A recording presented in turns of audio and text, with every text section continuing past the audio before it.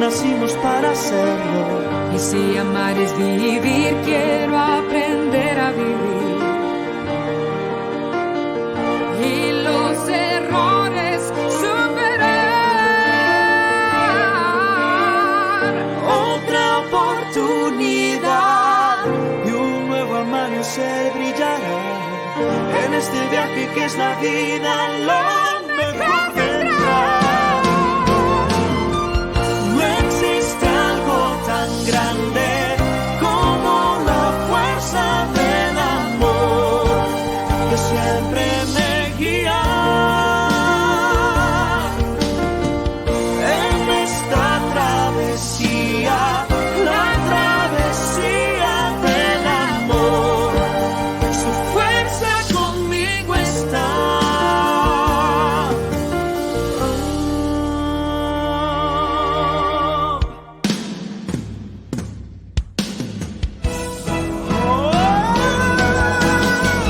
No existe algo tan grande como la fuerza del amor.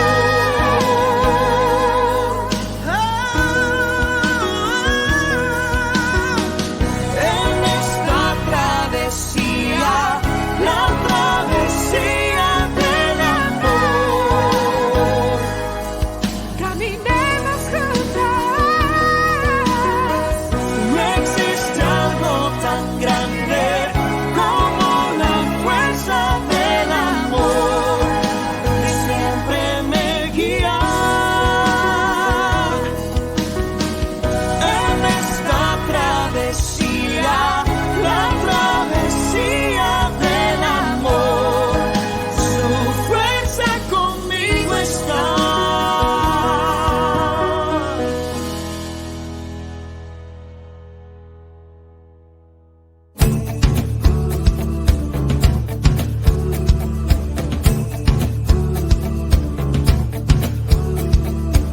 Cada vez que veo amanecer, nace adentro una oportunidad de inventar lo malo del ayer y el sol siempre iluminará. Creo en este llamado. Cuando veo la lluvia caer, nace adentro mío la esperanza de que pronto va a florecer y mi fe es tan grande que te alcanza. Creo en este llamado. Vive lo que te apasiona más. Verás que pronto llegará. Tus sueños se harán realidad. El poder de emprender. Porque muy dentro de ti está el llamado que hay que despertar, el poder de ser para hacer y de darlo todo al emprender. Creo en este llamado, porque todos tenemos poder y los miedos se van a vencer y ya nada puede detener esa fuerza dentro de tu ser. Creo en este llamado. Vive lo que te apasiona más. Verás que pronto llegará. Tus sueños se harán realidad. El poder de emprender. El poder de emprender. El poder de emprender. El poder de emprender.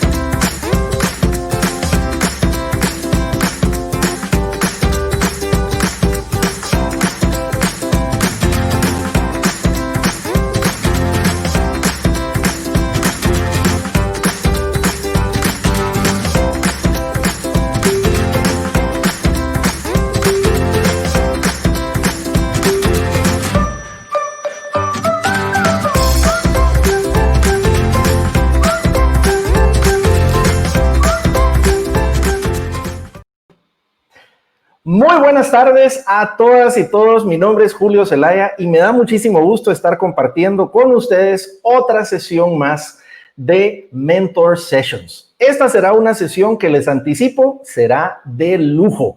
Tenemos 3 invitados espectaculares que sin duda van a darnos lecciones de vida y sobre todo de reinvenciones radicales. Así que quiero presentarles a este panel de lujo. Primero quisiera presentarles a un buen amigo, alguien que es un autor, conferencista, un experto consultor en temas de productividad y de administración del tiempo. Autor de un libro justamente de cómo administrar el tiempo. Quiero darle la bienvenida a mi buen amigo Carlos Urtarte. Bienvenido, mi querido Carlitos. Muchas gracias, Julito. Es un honor y es un privilegio estar contigo, estar en este programa, y estoy seguro que los temas que se van a tocar van a ser de bendición. Muchas gracias por la invitación, Julito. Gracias. No, hombre, gracias a ti. Y como les prometí hace algunas semanas, tenemos 2 personas que yo considero son 2 rockstars. Es el mejor calificativo que puedo darles. 2 líderes que son de las mujeres más admiradas de la región, han salido en diversas revistas en portada, han triunfado en diversos ámbitos, pero no por ello dejan de ser personas extraordinarias con una humildad y un don de gente espectacular.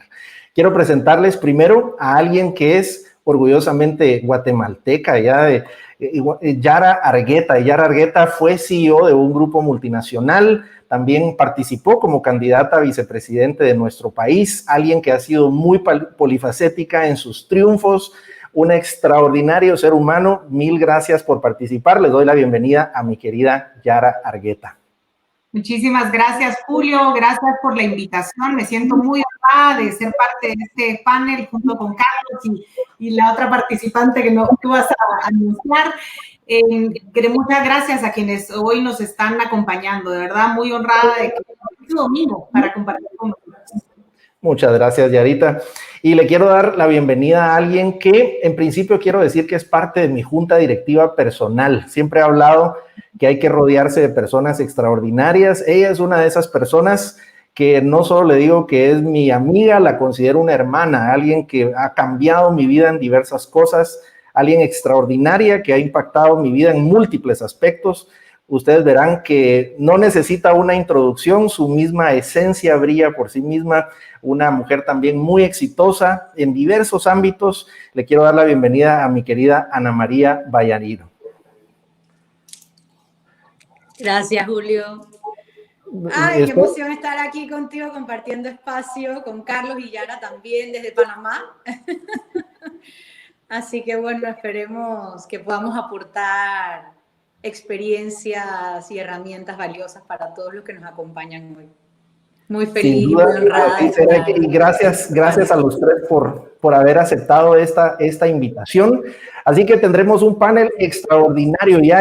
Hay muchas personas que se han sumado ya, y voy a pasar tanto a Ana María como a mi querida Yara al backstage para quedarme con mi querido Carlos Urtarte, con quien pondremos en contexto esta sesión. Mi querido Carlos, esta es una sesión que hablaremos de reinvenciones radicales, y este es un tema muy particular, sobre todo porque estamos viviendo una época de cambio que nunca habíamos visto, inaudita. Y quisiera empezar haciéndote la pregunta: ¿cuáles han sido tus propios grandes cambios, tus grandes eventos en donde has tenido que reinventarte y donde has tenido que aplicar mucho de lo que enseñan? Muchas gracias, Julito. Primero, tuve que echar de mano lo que soy. Es un experto en manejo del tiempo. Y entonces, cuando viene la parte, cuando vienen los momentos en los cuales tengo que reinventarme, me doy cuenta que digamos que el timón que tengo es lo que enseño, es lo que he aprendido. Pero respondiendo literalmente a tu pregunta, Julio, hubo 3 momentos en mi vida en los cuales me vi obligado definitivamente a aplicar y aportar lo que sé del manejo del tiempo y lo que enseño, porque primero lo tuve que vivir. Después de vivirlo, porque mi vida era un desorden, no es que sea un orden ahorita completo, pero mi vida era terrible, entonces me vi en la obligación de aprender a manejar mi tiempo, en ser una persona que tenía metas y objetivos y los podía controlar día a día, Pero hubo 3 momentos, te digo, en los cuales eso pudo haberse desbalanceado y tuve que reinventarme. Y han ido son en crecimiento. El primero fue el fallecimiento de mi papá, donde definitivamente mi agenda se quebró y no sabía realmente cómo levantarme después de un tiempo, hasta que literalmente, gracias a Dios, pude empezar de nuevo a retomar todos los puntos que había enseñado. Entonces, mira, Julio, en ese momento yo decía, pero ¿dónde está esto que he enseñado? Yo me recuerdo que una vez un amigo mío, un abogado, me invitó a dar un seminario, y en ese tiempo estaba todavía en un estrés, en un bajón, en una casi depresión bien fuerte, y me recuerdo que me dijo, mira, te vamos a invitar a dar un seminario, quiero que vayas. Me recuerdo que en mi casa que estudia me fui al lugar, y fue la primera vez en la vida que me sentí disfrazado dando seminario, porque tenía mi traje, estaba listo, dándole, les hablaba de metas, de superación, de manejar el tiempo, del balance, y mi vida estaba desbalanceada, porque estaba quebrada, no me sentía bien, y dije, si sigo así, no voy a poder seguir adelante. Si continúo en esta condición, definitivamente no voy a lograr los sueños que tengo. Luego Dios me permitió, Dios de su voluntad me permitió levantarme, eso sí, trabajando muy duro, y vino el lanzamiento del libro, que te recordás que en el lanzamiento pues, no estabas en el país y fuiste amable de enviarme algo, y que por supuesto lo pusimos en el lanzamiento del libro, pero en ese momento también mi balance se fue, porque entonces no dormía, no comía, estaba escribiendo, y tú sabes lo que es eso, y toda una presión en la cual yo decía, no hacía caso a las alarmas que tengo en mi agenda. Yo tengo de 4 de la mañana a 11, de lunes a domingo, todo planificado, ordenado, organizado. Obviamente el manejo del tiempo no es rígido, por lo menos el que yo enseño no es rígido. Entonces, allí me di cuenta que después del lanzamiento había tenido que cambiar muchas cosas. Y hoy, si no hubiera lanzado el libro en noviembre, imagínate en esta época, yo no sé qué hubiera hecho. Y la tercera es ahora que entramos a la pandemia. Y te recordás que una de las primeras personas a la que le pregunté qué podía hacer fue a ti. Y me diste las ideas, me dijiste, tenés que hacer esto. Entonces empezamos a trabajar. Dios me dio la oportunidad de conocer a Pilar de Oliva, donde empezamos a trabajar, a cambiar todo el esquema. Literalmente, cambié todo digamos que la forma de dar mis seminarios, porque tenían que reinventarse, no podía empezar con lo mismo que estaba dando antes. Inicié con con el capítulo 12 del libro, en lugar de empezar por el 1, que es literalmente el manejo de la agenda, manejo de reuniones, después lo que es virtual, separamos dos áreas, lo que es virtual, lo que es presencial, ya listos para cuando esto vuelva presencial, y la reinvención e innovación en ese momento en mi vida causó un efecto multiplicador, porque entonces empezaron los frutos y empecé a trabajar mejor, más duro que los demás, y te resuenan esas palabras, yo trabajo más duro que los demás. No sé si te recuerdas esas palabras importantes que fueron así como un clavo en mi vida, y empecé a trabajar duro. Y estos fueron esos 3 momentos clave, donde aún teniendo una organización del tiempo, una administración rigurosa, bien hecho, entonces fue cuando dije, ahora es el momento. Si no cambio en este instante, no puedo hacer otra cosa. Y este momentito en el que estamos viviendo, aparte de todas las cosas negativas que puede trae algo muy bueno. Y lo excelente que trajo para mí es que yo no tenía otra salida. No podía hacer otra cosa, no podía ponerme a hacer nada más. Tenía que seguir en lo mismo, y contigo compartimos muchas cosas. Fue un mes o mes y medio luego de que esto inició, y me di cuenta que tenía un solo camino, era tomar lo que sé, donde soy especialista, manejo el tiempo, reinventarlo y literalmente desmenuzarlo. Y ahora me doy cuenta que podía trabajar hasta 24 horas en el mismo tema, haciendo cosas mucho mejores de las que hacía antes, Julito. Y creo que esto me llama la atención porque, como vamos a ver en las historias que vamos a escuchar a continuación, la vida no es lineal, la vida es de subidas y bajadas, tal cual un electrocardiograma que nos recuerda lo que implica estar vivos. El estar en una vida sin cambios implicaría que estamos muertos. Y me llama la atención que a muchas personas, incluyendo a todas las personas a nivel mundial, nos cambió la agenda de repente. Pero la pregunta es qué tanto nos cambió nuestro propósito, porque en algunos casos cambiaba la herramienta que estábamos utilizando, pero no necesariamente cambiaba lo que queríamos hacer. Te haría la pregunta, yo sé que tú colaboras con líderes en diversos lugares, países, y el consejo que suelen darnos de hay que tener una agenda suena un poco como el consejo de haz ejercicio y come bien. Todos lo sabemos, pero es muy compleja su implementación. ¿Qué consejo le das a esas personas que dicen me cuesta cumplir esos objetivos, procrastino, me cuesta mucho organizarme? ¿Qué les dirías a esas personas? Gracias, Julio. Afortunadamente,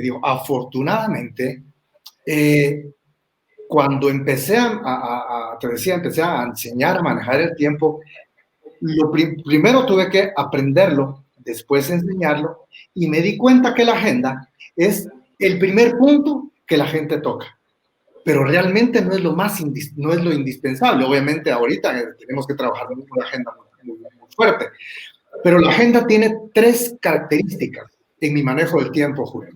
La primera, debe hablar de tus sueños, de tus planes y de tus objetivos de largo plazo.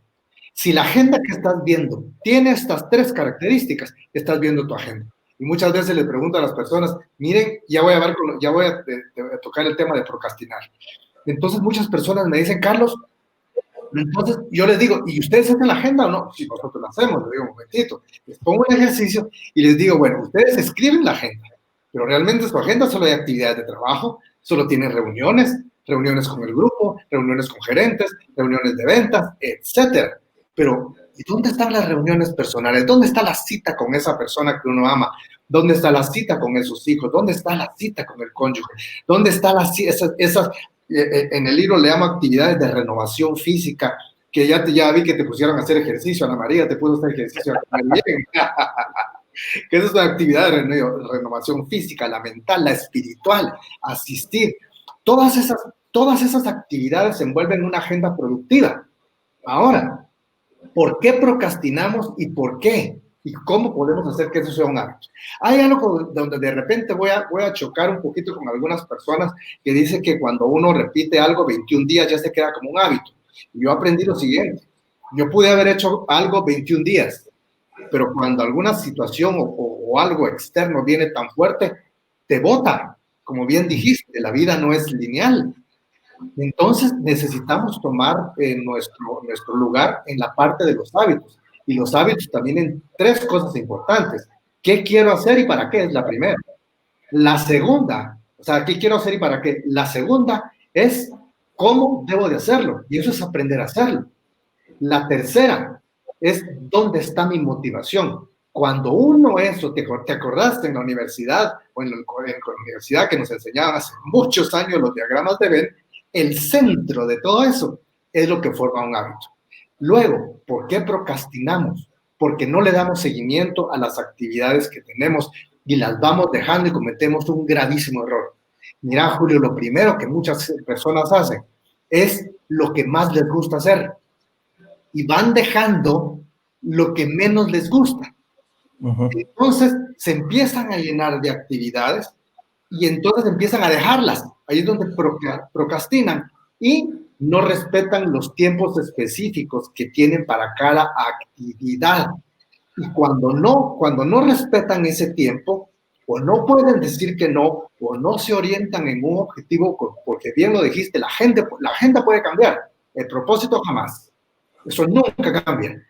La agenda te puede jadear. Yo siempre digo en mi manejo del tiempo, miren, no es rígido, cambia, es maleable, puede cambiar de un día para otro, pero el propósito jamás en tu vida puede cambiar. Y cuando tenés eso claro, entonces tenés un objetivo bien específico. Y no procrastinas.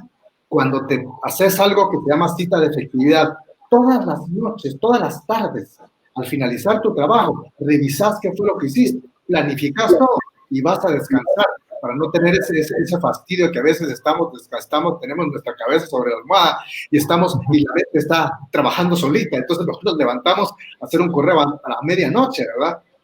Y cuando nosotros hacemos nuestra cita de efectividad, todas las actividades quedan planificadas y entonces podemos dormir tranquilos, no en paz porque sería muy dramático, ¿verdad? Pero podemos dormir tranquilos, sin pendientes, y allí iniciamos el fin de procrastinar. A mí me llamó la atención, tenemos con Yara un amigo en común que en una ocasión invité a una de mis clases de maestría, que es alguien igual que admiro mucho, que es a Ramiro Alfaro. Y Ramiro Alfaro es el CEO de un grupo inmobiliario muy importante en el país. Y en una ocasión, en esa ocasión, una estudiante le pregunta, le dice, tú eres atleta, eres CEO de un grupo, también padre de familia, ¿cómo haces para administrar el tiempo? Y me llamó la atención que él contestó dos cosas. Lo primero dijo, todos tenemos las mismas 24 horas, todos.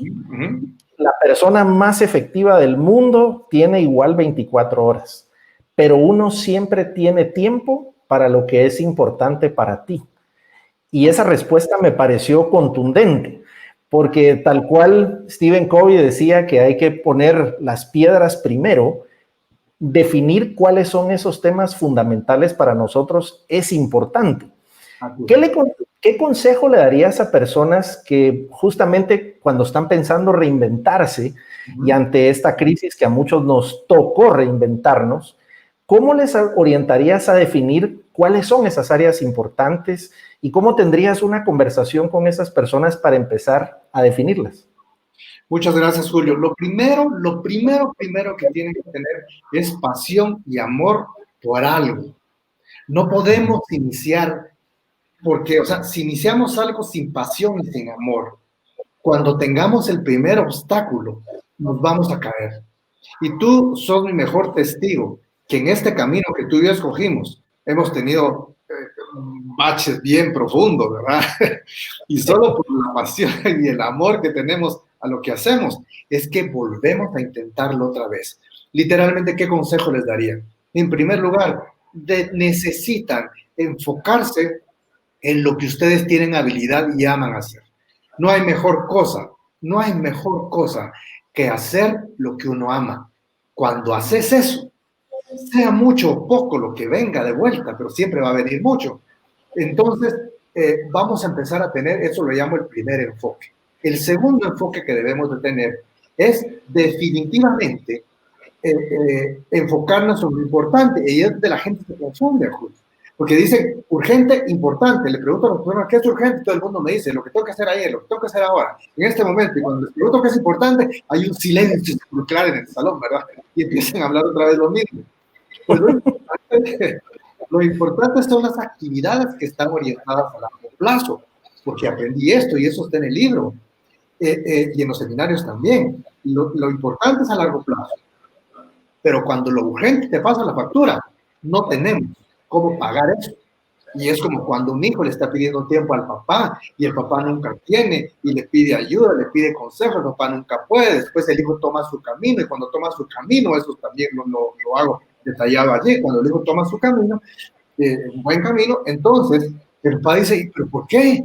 Pero venite, platiquemos. Demasiado tarde. Ya el tiempo pasó, y el tiempo de haberte dedicado a lo importante, lo importante es largo plazo, la gente que más te importa, las actividades que más te importan. Y esta es una regla de oro en el manejo del tiempo. Dedicarle tiempo a las personas que amas. Eso definitivamente es eso es algo de lo clave que hay en tu vida, porque somos integrales. Alguien que quiera hacer lo que me estás preguntando tiene que ser integral. Eso quiere decir que tiene que tomar en cuenta su vida personal y laboral. Si no, no va a funcionar. De hecho, si tú ves la portada del libro del manejo del tiempo, dice a menos pendiente, más descanso, y también que lo que hagamos en la vida personal va a impactar la vida de trabajo. No los podemos separar, es imposible. Ese es un camino, eso es algo que las personas tienen que tomar en cuenta en el momento que quieren reinventarse y necesitan hacer algo. Y un último consejo del tema. Algunas personas yo les pregunto que tienen su salario y les digo, ¿quiénes de ustedes han cometido algún error en algún momento en su vida? y el 100% de las personas levantan su mano. Dicen, sí, ya he cometido error. Les digo, ¿a cuántos de ustedes por el error que cometieron el lunes o el martes o algo, les quitaron un porcentaje? Digo, por el error que usted cometió el lunes le vamos a quitar 200 que tal. Por el error, 200. No, de las personas que y no es que sean malos, pero no descuentan por los errores. A ti y a mí, en un seminario, si no lo damos como es, nos dejan de pagar. ¿Cierto o no es cierto, verdad? Entonces, una de las cosas importantes cuando quieren reinventar, cuando quieren hacer algo, es quitarse la mente de empleados. Y definitivamente pensar en que cualquier error les va a costar plata. Cualquier error los puede sacar del sistema. Cualquier día que no estén enfocados, los puede hacer a un lado de tanto trabajo que se han hecho. Cuando uno reinventa y quiere hacer las cosas con pasión, amor y estar enfocados, no puede desmayar, no puede descansar ni un solo día de su vida. Tiene que estar trabajando en eso, en su proyecto, en su vida, en sus relaciones, en lo que más le importa, en su círculo de influencia, que lo haga también en COVID. Eso es fundamental, Julio, para poder lograr lo que me acabas de preguntar. Ahora, me llama la atención que implícito en lo que dices, y creo que en las historias que vamos a escuchar hoy, tiene que ver mucho con perdonarnos a nosotros mismos en determinado momento. ¿Y por qué digo perdonarnos a nosotros mismos? Porque dado que no sabemos en muchos casos el resultado que tendrá alguno de nuestros emprendimientos, nuestros proyectos, podemos volver a empezar. Sí. Y yo recuerdo en mis grandes reinvenciones, uno de los temas que más tuve que admitir era que había un momento en mi vida en donde era totalmente un adicto al trabajo y no tenía mayor tiempo para ninguna otra cosa. Y por supuesto que yo justificaba de mil formas que esa era mi forma de amar a mi familia y lo que fuera, pero en realidad tuve que reconocer, sí, fui un esposo mediocre, estaba siendo un papá mediocre, y alguien me dio un consejo que me pareció fundamental. Y me decía, Julio, lidera desde el descanso, lo cual me pareció poderoso. Yo le decía, ¿qué es eso? Ya programa tu tiempo de reinventarte, de un tiempo de descansar, prográmalo. Si es únicamente un fin de semana, si es una tarde, pero haz cosas que llenen tu tanque. Y la otra cosa que me dijo, el balance vida-trabajo no existe, sino que la forma de equilibrar la vida no es tratando de quedar bien con uno y quitando del otro, sino moviendo el foco. Así que cuando estoy con mis hijos, estoy plenamente con mis hijos, moví el centro. Cuando estoy en el trabajo, estoy plenamente en el trabajo sin sentirme culpable, pero creo que implícito es el aceptar con humildad que nos hemos equivocado. Y yo tenía que decir públicamente, sí, no fui un buen papá, no fui un buen esposo, pero puedo cambiar y puedo reajustar esas decisiones fundamentales de vida y volver a empezar. Ahora, ¿qué piensas de... alguien hacía una pregunta a nuestro amigo Víctor, y Víctor, mira, me han dado otras tazas después de tu recomendación. Estefanía, Carlos y Ana, Roberto también me regalaron unas tazas, así que estoy muy contento por ellas. Él te hacía una pregunta que viene de algunas técnicas de productividad, que es distanciar los momentos de alto foco y descansar por algunos tiempos. ¿Qué piensas de esas técnicas para lograr más resultados?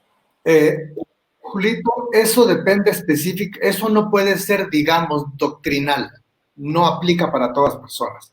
Hay estilos de trabajo en el manejo del tiempo, en mi manejo del tiempo, ahora sí lo puedo decir así porque ya tengo el libro, ¿verdad?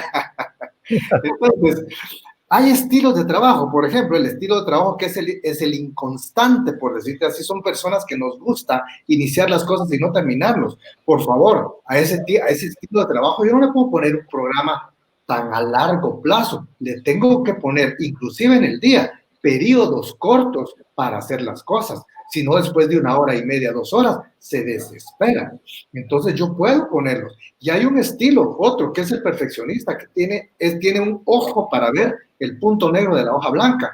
Esa persona se mira detalle con detalle, se sienta, mira cuáles son los puntos, no importa el tiempo que le lleve.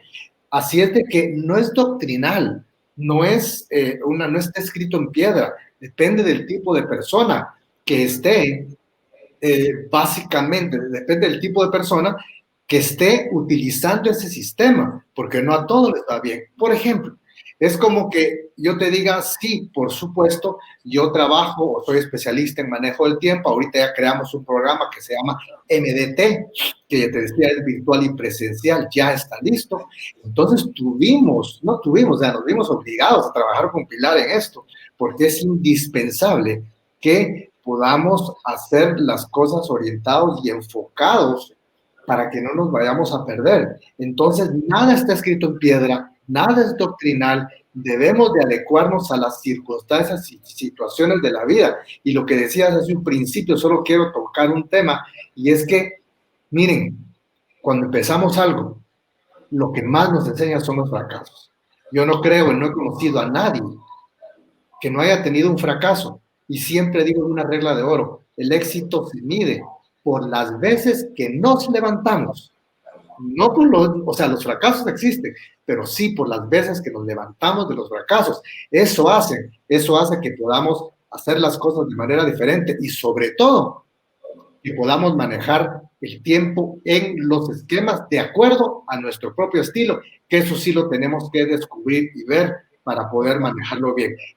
Fragmentar el tiempo sí funciona. De hecho, en la agenda, en mis seminarios, en mi Zoom ahora, sí lo enseño. Es importante porque nadie tiene la capacidad de estar tanto tiempo haciendo la misma cosa. Y lo que decías es clave, Julito, absolutamente clave. Y es literalmente, yo puedo tener mi balance, puedo tener mi agenda balanceada, con mi vida balanceada, pero cuando estás con tus hijos, ese es tu foco.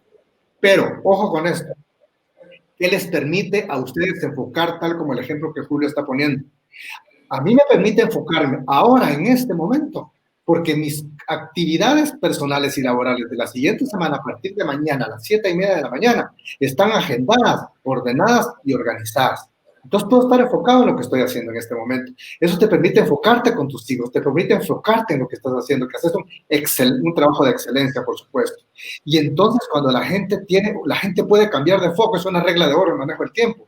La gente puede cambiar de foco cuando su vida está equilibrada. Si no, el foco no lo cambias. Y es lo que te aconsejó ese tu buen amigo, que es excelente consejo. Entonces le quitamos a este y le damos a este. Y ya le quité a este y le vuelvo a dar a este. Y después tu vida se vuelve un desastre y un desbalance completo, y ya no sabemos hacia dónde estamos caminando, y ahí es donde perdemos de vista el foco inicial, que es importantísimo tenerlo y jamás perderlo. Y hay algo que me llamó la atención, creo que Ana María no me dejará mentir. Recuerdo en una ocasión estábamos en estas juntas directivas que hacemos con nuestra tribu, ¿verdad? Las personas que considero muy cercanas a mí, y les digo, miren, en tal fecha voy a publicar un libro. Y alguien se reía y me decía, pero si eso es como dentro de 3 años en el futuro. Pero puse una fecha muy específica, la empecé a anunciar en las redes sociales y demás. Y recuerdo incluso mi editora, Michelle, me preguntaba, ¿y cómo vas? Porque ya lo anunciaste. Y yo decía, Dios mío, no he escrito ni la portada, no tengo ni el título bien definido, pero eso me comprometía públicamente a establecer una fecha. Y creo que el tener los sueños muy bien definidos con una fecha nos compromete mucho a ellos, porque cosas que van a competir con nuestra atención creo que siempre tendremos, tanto las que no son planificadas, familiares, de la vida misma, como también unas más estructurales, como el tema que estamos viviendo ahora con esta pandemia. Nadie pudo haber planificado para una situación que cada vez es más incierto. Entonces, te doy las gracias, Carlitos, porque creo que nos pones en contexto las dos poderosas historias que vamos a escuchar. Nos daremos cuenta que la vida no es lineal, sino que implica tener sueños muy bien definidos y tener la capacidad de adaptarnos cuando la vida nos cambia de repente. Así que te pasaré al backstage ahora para invitar a mi querida Yara Argueta. Gracias, mi querido Carlitos, y nos conversaremos pronto en la sesión de preguntas y respuestas. Así que, mi querida Yara, eres alguien que admiro muchísimo porque en principio has dado frutos en donde muy pocas personas han dado frutos. Eres una mujer que es orgullo para muchas mujeres. Sé que has ayudado a muchas otras mujeres a sobresalir en su liderazgo y eres una mentora para muchas personas. Me encantaría que nos contaras tu historia como si estuviéramos en un campamento en donde tú vas a trazar tu línea de vida y nos cuentas cuáles han sido los momentos más determinantes. Bueno, pues nuevamente, Julio, muchísimas gracias por la invitación. De verdad, muy honrada y además de compartir pues el panel con Ana María y con Carlos. Voy a tratar de hacer un resumen de mi historia para no pasarme y tomar mucho tiempo y voy a hacer sobre todo énfasis en estos momentos donde hubo alguna inflexión que de alguna manera me van a permitir a compartirles mis experiencias, las cosas donde tuve que reinventarme, las cosas donde tuve que reaccionar a cambios inesperados y otras donde seguí adelante con la vida. Bueno, el primer gran cambio de mi vida es cuando a los 16 años me di una beca en el Colegio Americano. Hace un par de semanas tuve el honor que me invitaran a dar las palabras de la graduación del 2020 y ahí cuento un poquito más de esa historia, así que no voy a ahondar, pero ese fue un cambio importante. Salí del colegio, entré a la universidad durante toda la, en el colegio, en la adolescencia, yo en la parte laboral trabajo desde muy pequeña, desde que tengo 10 años, yo vendía productos de puerta en puerta, y luego en la adolescencia yo era mercaderista de supermercados, yo vendía entradas para conciertos, también hacía anuncios de televisión, bueno, y trabajos que podíamos tener en las tardes para apoyar en mi casa y pues también para poder tener las cosas que nosotros queríamos. Era la enseñanza de mi mamá. Si querías algo, tenías que trabajarlo desde pequeño para ganarte. Así que cuando luego ya me gradué del colegio, entré a trabajar en la universidad, tuve diferentes trabajos, pero otro momento importante y otro punto de inflexión se da cuando entro a trabajar a Grupo Soli. Estaba en cuarto año de la universidad y dije, tengo que ir a trabajar a un lugar donde pueda aplicar mi carrera y entro a trabajar. Hay una decisión importante, les cuento que yo tenía ya un salario más arriba de lo que en Grupo Soli me ofrecían y decidí aceptar un salario menor porque sabía que en ese momento la decisión no era económica, sino era la decisión de carrera, de hacia dónde yo podía crecer. Y gracias a Dios acepté, porque esa compañía, años más tarde, llegué a ser presidente ejecutivo de la empresa, posición que ocupé durante 11 años. Tú me preguntaste cuando nos estábamos hablando un poco sobre esta plática, ¿cómo fue que se dio ese crecimiento y cómo llegué realmente a ser presidente de la compañía? Y ahí darles algunas cosas relevantes que pasaron, porque espero que eso pueda aplicarse en cada una de las personas o algunas de las personas que nos vean. Primero, siendo asistente, que fue la posición como la que entré a Grupo Soli, una de las cosas importantes es que yo me involucraba en más cosas de las que eran mi trabajo. Yo pedían un voluntario para hacer cualquier cosa, un conteo de inventarios, para levantar un procedimiento, y siempre yo era la primera que levantaba la mano y me involucraba en eso. Pero también si yo miraba que había un problema en un departamento, que un jefe estaba haciendo algo mal o que la gente estaba haciendo algo mal, yo iba y me metía a arreglarlo. Y cosas también simples, yo cuento la historia de la fotocopiadora siempre estaba arruinada y no la cambiaban y yo me metía a cambiar la fotocopiadora y así, durante mi trabajo yo hacía lo mío, pero además hacía las otras cosas también. Y entonces, 2 años más tarde, el gerente de las tiendas Paleta se va en un momento de temporada alta y no había un reemplazo. Y decían, miren, ¿qué hacemos? Dicen, ¿verdad? En la compañía necesitamos tener un link, un contacto entre las tiendas y las oficinas y la planta. ¿Quién ponemos? Y dijeron, pongamos a Yara. Si Yara conoce a todo el mundo, si Yara resuelve problemas, identifica problemas, pongámosla ahí. Y me preguntaron, Yara, mira, ¿nos ayudas a hacerlo? Sin chistar palabra, dije que sí. Nunca pregunté, ¿me van a pagar más? De hecho, no me pagaron más. ¿Me van a dar el puesto? No, por supuesto. Adelante, ¿verdad? Y no me quedé solo esperando las llamadas para hacer el contacto. Esa primera semana agarré mi carro y me fui a dar la vuelta a todas las tiendas. Yo sola en un mi golfito que tenía a visitar 50 tiendas que teníamos a nivel nacional. Y no solo a oírlos, sino a ver cuáles eran sus problemas, a decirles cómo podemos arreglar las cosas, a incluso sacar gente negativa, arreglar las tiendas. Y así 2 meses más tarde, a mí me nombraron gerente general de las tiendas Paleta. Yo tenía 23 años y fue un gran cambio para mi vida. Y aquí voy a hacer mi primer consejo tal vez que quiero compartir en estas circunstancias que hoy estamos viviendo del COVID. Yo sé que muchas empresas estamos pasando y están pasando por momentos difíciles y todos estamos entre que con miedo o con un poco de desilusión porque tal vez los puestos no se dan, tal vez algunos los salarios les bajaron y decirles, miren, este es el momento donde todas las empresas lo que necesitan y están esperando es de que cada uno de nosotros vamos y demos esa milla extra y hagamos eso más y veamos dónde nos involucramos y no estar preguntando si me dan el puesto, si no me lo dan. Miren, yo me robé ese puesto. Y esa es una frase que siempre cuento en la campaña y me prohibieron decirla, pero la verdad es que así lo hice. Muchas veces decimos, cuando me nombren, cuando me digan, es que si me pagaran más, yo haría. Este es el momento donde tenemos que trabajar y ganarnos esas oportunidades, porque luego, en los próximos meses, que primero Dios vamos a salir adelante de esta situación, ahí es donde van a recibir su pago. Incluso, si usted se quedó sin trabajo, yo lo animo, vaya a una empresa y pida que le den trabajo ad honorem. Vaya, trabaje, ocupe su tiempo. Si puede hacer cualquier trabajo, aunque no le paguen hoy, yo le aseguro que el pago va a venir después. Así que me nombran gerente general de La Paleta, 23 años, 50 tiendas, 200 empleados. Yo no estaba preparada para el puesto y esa es la primera invención que me tengo que tener. Y como ustedes dijeron hace un momento, Carlos y tú, trabajo, trabajo y más trabajo. La única forma de salir adelante era trabajando y yo trabajaba de sol a sol. Hasta las 10 de la noche salía de Villanueva, donde estaban las oficinas. Y las cosas relevantes que hicieron que pudiéramos crecer y pudiera yo seguir creciendo en la empresa es que, número uno, yo trabajé a la par de todas las personas que formaban mi equipo. Nunca les pedí una cosa que yo no estaba dispuesta a hacer. Y hay de veras ejemplos. Yo llegaba y les decía, estas tiendas, el piso está sucio. Y me decían, es que no sale. ¿Cómo que no sale? Deme ahorita un paste, yo me voy a tirar al piso y le voy a mostrar cómo se puede limpiar un piso como me enseñó mi mamá. Y cada cosa que yo les pedía eran las cosas que yo misma estaba dispuesta a hacer.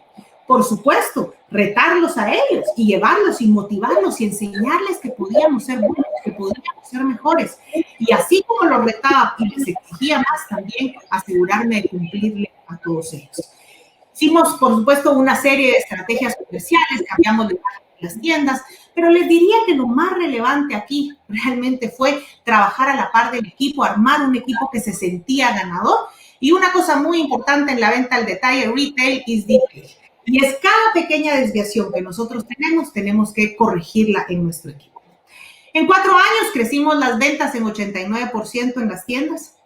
Y entonces el fundador y presidente Michael Ascoli, mi mentor y alguien que me ha enseñado muchísimo en la vida, decidió que se iba a retirar como presidente y nombró a 3 vicepresidentes para que dentro de 3 años, o sea, estos 3 íbamos a hacer un triunvirato y 3 años después él iba a elegir dentro de esos 3 a su sucesor. Luego de 6 meses, como siempre pasa, los triunviratos no funcionan y entonces había que tomar una decisión y elegir a un presidente. Y tuve la bendición que a los 28 años me eligieran como presidente ejecutivo de Grupo Sol. Hay algo también que quiero contarles. Yo cuando me ofrecen la posición me morí. Yo otra vez no estaba preparada para el puesto. Aquí estábamos hablando de 6 países, estábamos hablando de plantas de producción, estábamos hablando de contabilidad y una serie de cosas que yo, finanzas, no tenía experiencia. Y fui a hablar con un maestro, un profesor mío de la universidad, y le dije, Jorge, ¿qué hago? Mire, yo siento que si no puedo, esto va a acabar con mi carrera. Y él me dijo, Yara, si él, que es el fundador y dueño, está confiando en usted, ¿por qué usted no va a tener confianza en usted mismo? Y ese es otro mensaje también que quiero dejarles, ¿verdad? Muchas veces nosotros mismos no tenemos la confianza que otros ven en nosotros. Y tenemos que quitarnos esos temores y ir adelante. Si alguien confía en ti, ve adelante y conquista eso esa propuesta que te están dando.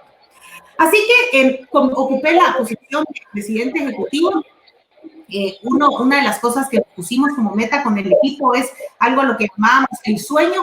Y el sueño era que íbamos a duplicar el negocio en 3 años. Que Mike se había retirado de la empresa y 3 años después se le íbamos a devolver el doble del tamaño. Era un trabajo bastante grande y entonces algunas cosas que hicimos para que esto funcionara. Primero, asegurarnos de subir a todos al proyecto.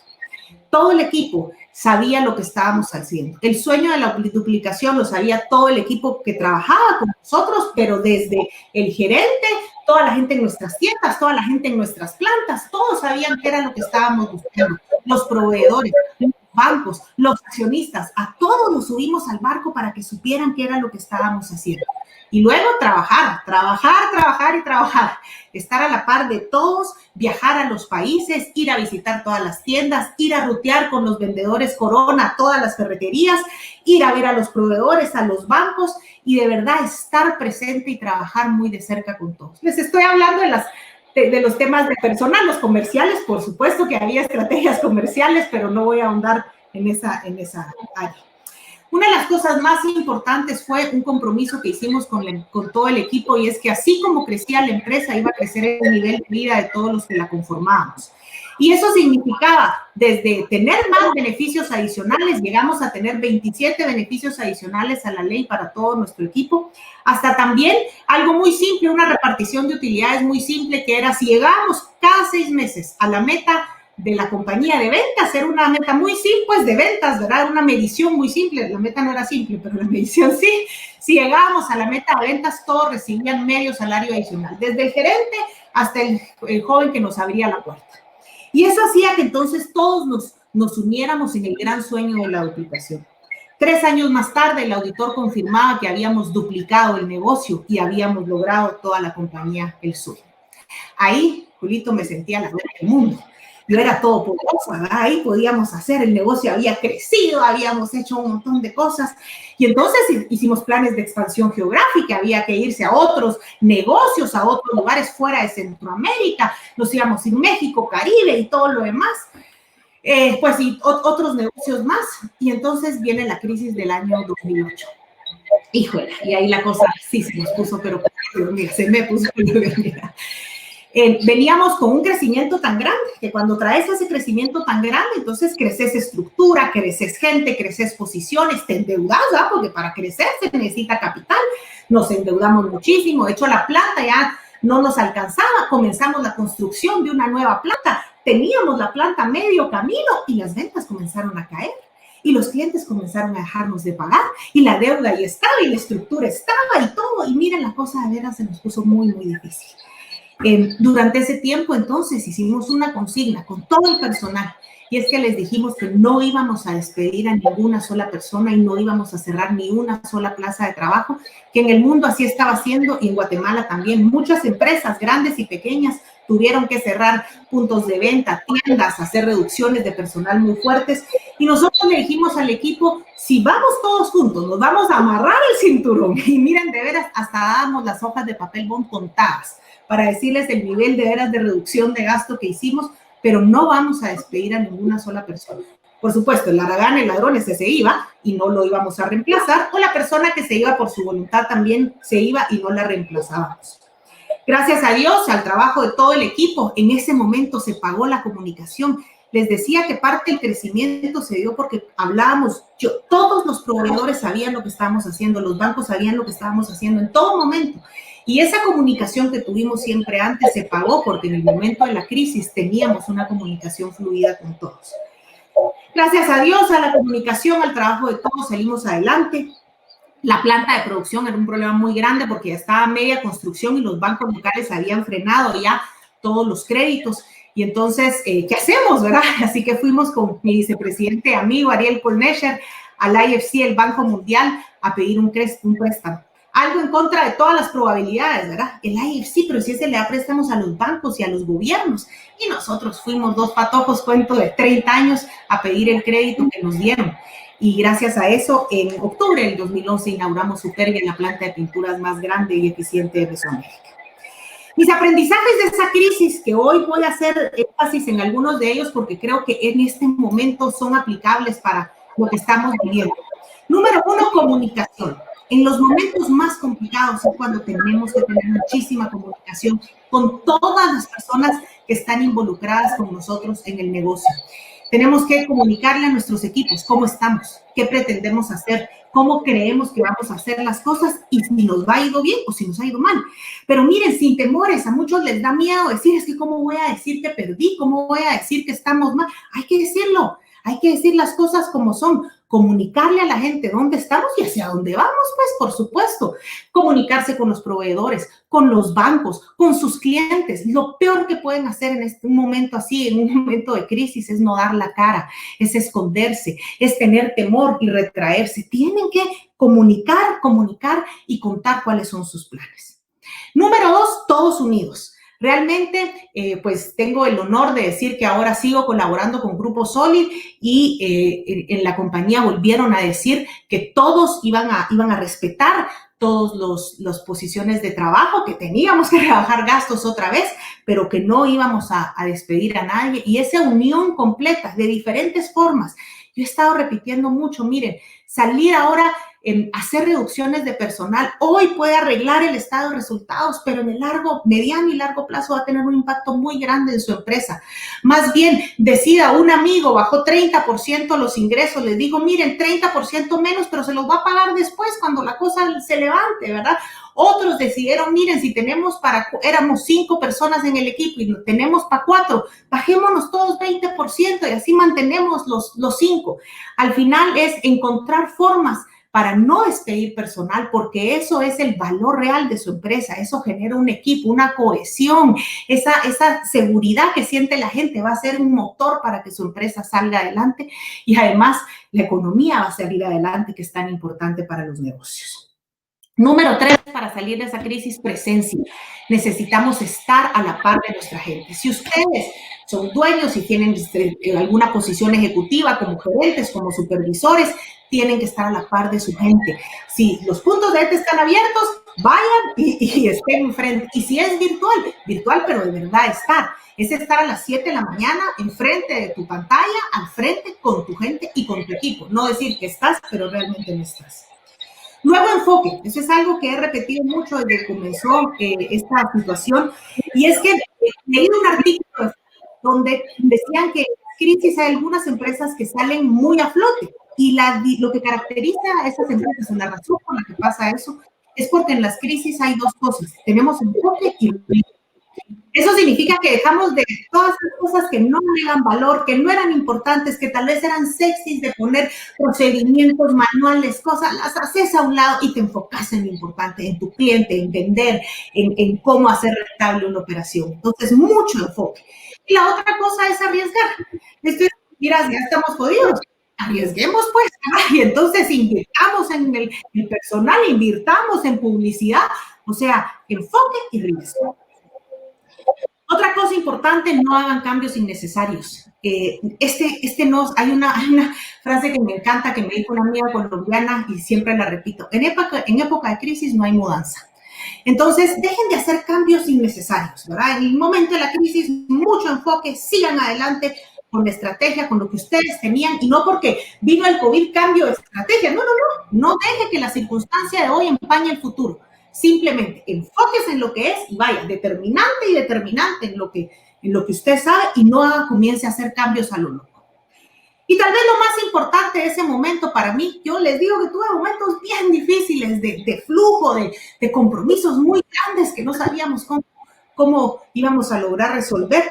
Y hubo un mensaje que siempre tuve en mente y me lo dio alguien de mi equipo, y es recordar que Dios nunca nos da una tarea más grande de lo que nosotros podamos soportar.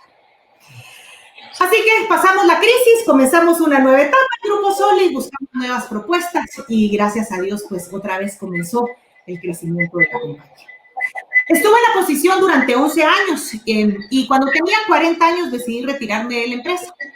Aquí contarles de otro punto de inflexión, y es que estar en esa posición era muy demandante para mí, como yo la veía. Trabajar, ¿verdad? Para crecer en una empresa o para crecer una empresa necesitas trabajar muchísimo, eso de 8 a 5, imposible. Además, mi forma de ser y mi forma de liderazgo es alguien que está totalmente comprometido y metido, ¿verdad? Para mí, mi vida era el negocio y era la empresa, y sentí que quería tener un cambio en mi vida personal y que la forma de hacer el cambio en mi vida personal era retirarme de la posición. Por otro lado, Arturo Condo, el rector de INCAE, se estaba retirando de esa posición y yo le dije, Arturo, ¿cómo te vas a ir después de 6 años y ahora es el mejor momento de INCAE? Y me dijo, mira, Yara, ya llevo 2 ciclos, los ciclos de ellos eran 3 años y a veces es bueno para las instituciones y para uno mismo renovarse. Chicas, dije, entonces tal vez hasta va a ser bueno para la empresa y para mí, y además en mi vida personal. Yo era presidente de Voces Vitales en ese momento, teníamos un proyecto muy grande que había que ir a ejecutar en todo el occidente del país, y yo decía, yo quisiera poder hacerlo. Además, creé una fundación que da financiamiento educativo a jóvenes talentosos, y yo decía, yo quisiera meterme a eso. Y entonces, entre todas esas cosas, factores que se fueron uniendo, dije yo, no, este es el momento, y decidí retirar. Y ahí me retiré y tuve que reinventarme. Fue horrible, porque la posición que yo tenía se había vuelto mi identidad. Yo soy Yara Argueta, presidente del Grupo Soli. Y de repente, soy Yara Argueta. Y el apellido, me quedé sin apellido, ¿verdad? Y eso era espantoso. Y además, pues, entender y aprender después de que tenías una estructura que te apoyaba. Aquí tenía que hacer mis citas, mis llamadas, imprimir mis cartas, ¿verdad? Y hacer todo lo que ya le toca a uno hacer cuando ya no tiene una estructura de apoyo. Pero al final era libre de hacer mis cosas y sobre todo yo dije, este es el momento donde voy a poder compartir, porque si Dios me dio tantos talentos y tantas oportunidades, es para que yo pueda compartir e impactar muchas más vidas. Y ese era como mi objetivo importante, era ir a compartir y a impactar en más vidas. Estuve en varias fundaciones, consejos, comités, un montón de cosas, la agenda llenísima de cosas. Y cuando comencé a ver, impactaba 50, 100, 500 personas y yo decía, puchicas, esto estoy trabajando lo mismo que trabajaba antes y el impacto no lo veo tan importante. De hecho, me di cuenta que impactaba más vidas como presidente del Grupo Soli que lo que estaba haciendo en esas fundaciones. Mi cuñada me dijo, mira, Yara, ¿no será que el cambio que necesitabas era tuyo y no era cambiar de empresa? Y entonces me di cuenta que había decisiones que yo había tomado y que se las adjudicaba a la compañía y que eran cambios que yo hubiera podido hacer. A veces las cosas están en nuestro círculo, no tenemos que irnos a buscar afuera. Acres de Diamantes es una historia que mi mamá cuenta. Les invito a que la busquen, es una gran historia. Así que estaba pensando qué hacer, a dónde me iba a mover para poder hacer un cambio importante y ver si regresaba al sector privado o qué hacía para poder impactar más vidas. Cuando un amigo me contactó, un candidato a la presidencia de las elecciones pasadas, y me dijo, mira, ¿quieres ser mi candidata a la vicepresidencia? Chica, dije yo, eso sí que fuera, ¿verdad? Bueno, podría ser el camino para impactar muchísimas vidas, si es lo que yo quería. Y se me hace que esto está llegando en el momento, pero a uno le da pavor, ¿va? Y uno dice, política, no, hombre, si eso no es algo que uno quiere. Y estaba más pensando en no, cuando otro amigo también se acerca y me dice, yo quiero que seas mi candidata a la vicepresidencia. Híjole, dije yo, ya dos, eso no es normal, ¿verdad? Tal vez es algo que tengo que comenzar a considerar. Mi mamá me dijo que no, mis colegas de trabajo me dijeron que no, mis amigos decían que no, todos decían, ¿cómo te vas a meter a eso? Sí, ese no es el siguiente paso de tu carrera, eso no es fancy, eso no es lo que toca, ni es glamuroso, te vas a ensuciar, eso solo los malos se meten. Y yo decía, puchis, te vas a ensuciar porque solo los malos se meten, no vas a ganar porque como no voy a aprobar. Y me decían, y si llegaras a ganar, que no vas a ganar, si llegaras a ganar no vas a poder arreglar nada. Y fue otro momento de una decisión importante que les comparto. El punto de inflexión fueron dos. Uno, otro amigo me dijo, si vas a decir que no, tráeme algo mejor que vas a hacer. Y dije, hijo de su madre, también estaba fregada la pregunta. Y la segunda cosa fue, ¿de qué me voy a arrepentir cuando tenga 60 años? ¿De haber participado o de no haber participado?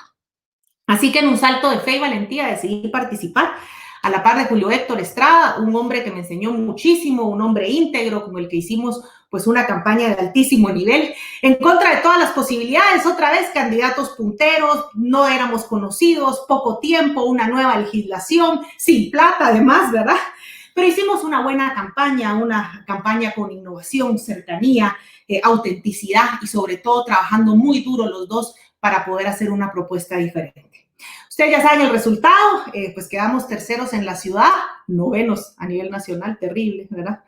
Muchos nos dicen, no hombre, tercero estuvo bueno si no los conocían y pues sí, ¿verdad? La verdad es que sí, pero el resultado al final, que es lo que uno busca y para lo que uno se mete para hacer grandes cambios, no lo alcanzamos. Y terminó la campaña. Una vez te conviertes en candidato, te piden todos la renuncia, como debe de ser, ¿verdad? Porque el tema político es complejo y entonces tuve que renunciar de la empresa, de las juntas directivas, de las fundaciones, de los comités, de todo, ¿verdad? Te convertís clase aparte, ¿verdad? Sos político. Hay personas que eran tus amigos y los ves en la calle y después llegan y le dicen a tu equipo, no me va a tomar foto con ella, ¿verdad? No va a sacar la foto, ¿verdad? Y entonces termina la campaña y terminé drenada, ¿verdad? Totalmente. Primero porque dejaste todo, renunciaste a todo, ¿verdad? Y te convertiste en clase aparte. Y la gente es dura, durísima, y la gente critica y siempre sabe cómo haberlo hecho mejor, y lo que hiciste y tus decisiones no fueron las mejores, y las personas que esperabas que estuvieran a tu lado no están a tu lado, y además te quedas pues sin nada y no ganas ni un centavo. Es más, pones de tu propio dinero para poder hacer la campaña y para tus gastos y para todo. Y bueno, pero tú sabes que lo estás haciendo con una decisión y con de veras un deseo de ayudar al país. Terminó la campaña y volví a perder la identidad. Ahora peor todavía, porque antes era presidente de Grupo Soli, después estaba en las fundaciones y que sí, en todas las demás, pero luego era candidata a la vicepresidencia y después era nada. Yara Argueta, sin trabajo, sin comité, sin fundaciones, sin nada. Y bueno, este ha sido mi proceso de reinvención en el último año, hace un año, exactamente en julio. Estábamos terminando la primera vuelta y decirles que ha sido un proceso de muchísimo crecimiento personal. Abrí mi mente. Otra vez, cuando estás en una posición así es el momento. Yo le decía a Julio Héctor, mira, tenemos unos en blanco donde podemos escribir cómo queremos que sean los siguientes capítulos de la vida. Y estaba bastante drenada y entonces como no hay mucho que perder, pues comencé a buscar la paz interior en mí.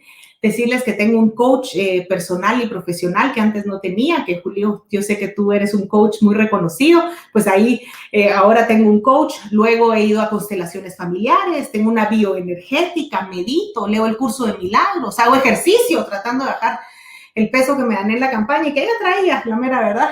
Y al final, poco a poco, estoy tratando de encontrar mi centro y mi paz. Todas esas cosas que les dije y por qué las decidí enumerar es porque años atrás yo hubiera dicho, son babosadas, eso no sirve, yo trabajo, hay que trabajar de cosas. Y hoy me doy cuenta que muchas veces tenemos nuestra propia verdad y no nos abrimos a otras cosas que son de crecimiento personal. Queremos crecer en lo profesional, hay que crecer en lo personal. No se puede liderar desde el caos ni se puede crecer desde el caos.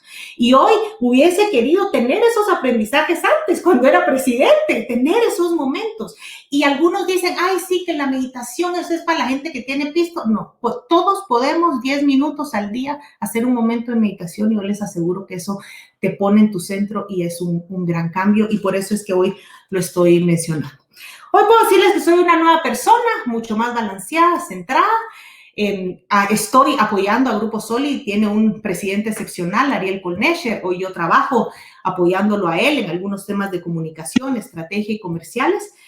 Y pues apoyando también en otras avenidas y otras iniciativas para lograr salir adelante de esta pandemia y ayudar a las personas que no han tenido nuestras oportunidades. Dos cosas finales, decirles en estos años que yo creo firmemente que Dios tiene un plan perfecto y que tenemos que tener muchísima fe y mucho trabajo. Si tenemos fe y trabajo, salimos adelante.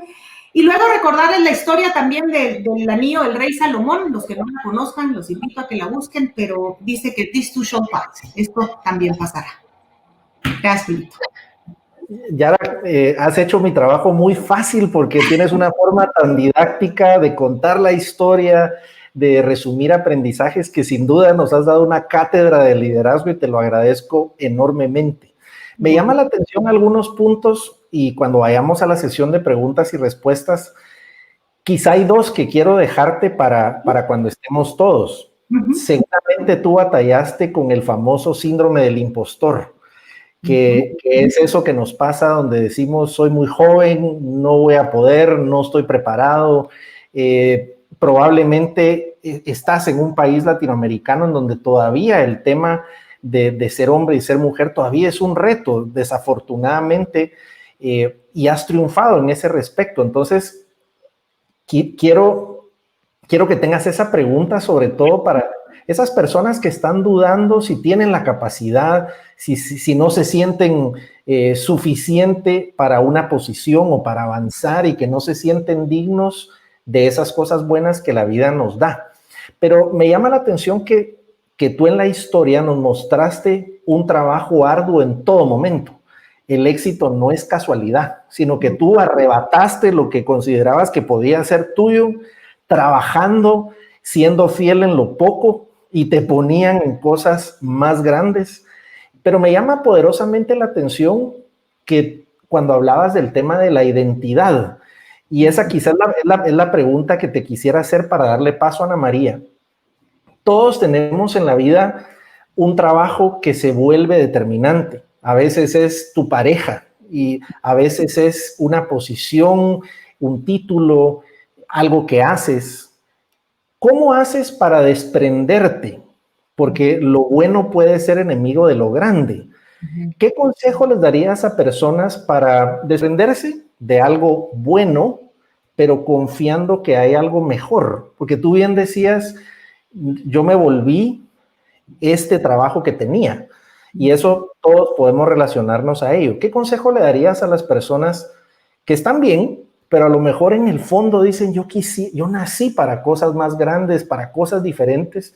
Me encantó que tú definías tu impacto como la posibilidad de estoy acá, que está bien, pero quiero tener más impacto. ¿Qué consejo le darías a esas personas? Miren, yo les diría que escuchen a su ser interior. Nosotros todos sabemos lo que queremos y que no tengan miedo. Háganse la pregunta que me hizo mi amigo Juan José de Dios, por cierto, que estuvo contigo el domingo pasado. Si no voy a hacer esto, tráeme algo mejor, tráeme algo mejor. Y entonces, si ustedes lo saben, miren, escuchen a su ser interior y no tengan miedo y vayan adelante. Ahí el gran tema, muchas veces decimos esto es lo más seguro, lo otro es tan variado y vayan, tírense al agua. Yo diría que eso es por sobre todas las cosas. Nada, nunca nos vamos a arrepentir. Es más fácil arrepentirte de no haber hecho algo que de haberlo hecho. Y ese es, ¿verdad? ¿De qué me voy a arrepentir? De hacerlo o de no hacerlo. Y la vida se pasa volando también, ¿verdad? Entonces hay que hacer esos cambios y además buscar tu centro, buscar qué es lo que tú realmente querés, ¿verdad? ¿Cuáles son las cosas que valen para ti? ¿Cuáles son las cosas que no vas a permitir o que no querés permitir? Darnos ese permiso, ese permiso y buscarlo. Algunos pueden dar el salto porque tal vez no tengan hijos. En mi caso, yo no tengo hijos, entonces tenía pues una decisión bastante más fácil, ¿verdad? Pero si tienes otras responsabilidades, pues comienza a trabajar y a ahorrar o a hacer los cambios, los pasos específicos para poder dar el salto, ¿verdad? Ahí te estaba mandando saludos nuestro querido Pablo. Alguien que nos enseñó muchísimo la semana pasada también. Así que, mi querida Yara, te dejo esa pregunta ahí para cuando regresemos. Te agradezco por las cátedras que nos diste de liderazgo y, como siempre le digo a la audiencia, me encanta que se nota tu esencia.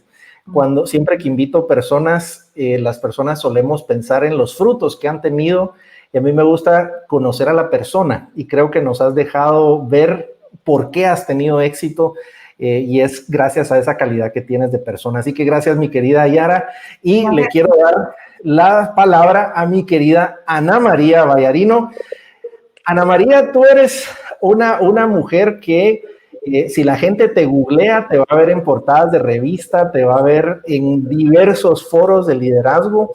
Eres una líder muy admirada en la región, polifacética, porque todo lo que te metes lo haces con excelencia, con pasión.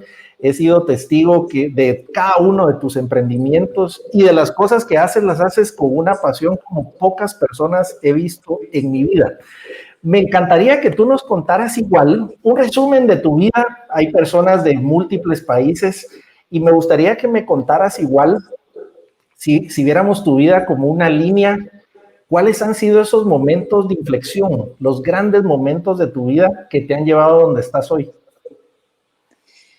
Gracias, Julio. Qué rico compartir el espacio contigo. Nada más un paréntesis, Yara estaba de backstage como groupie contigo, así que me tienes y me has dejado con una energía también súper inspirada. Gracias por compartir tu historia, de verdad que quedo muy motivada, muy llena de energía.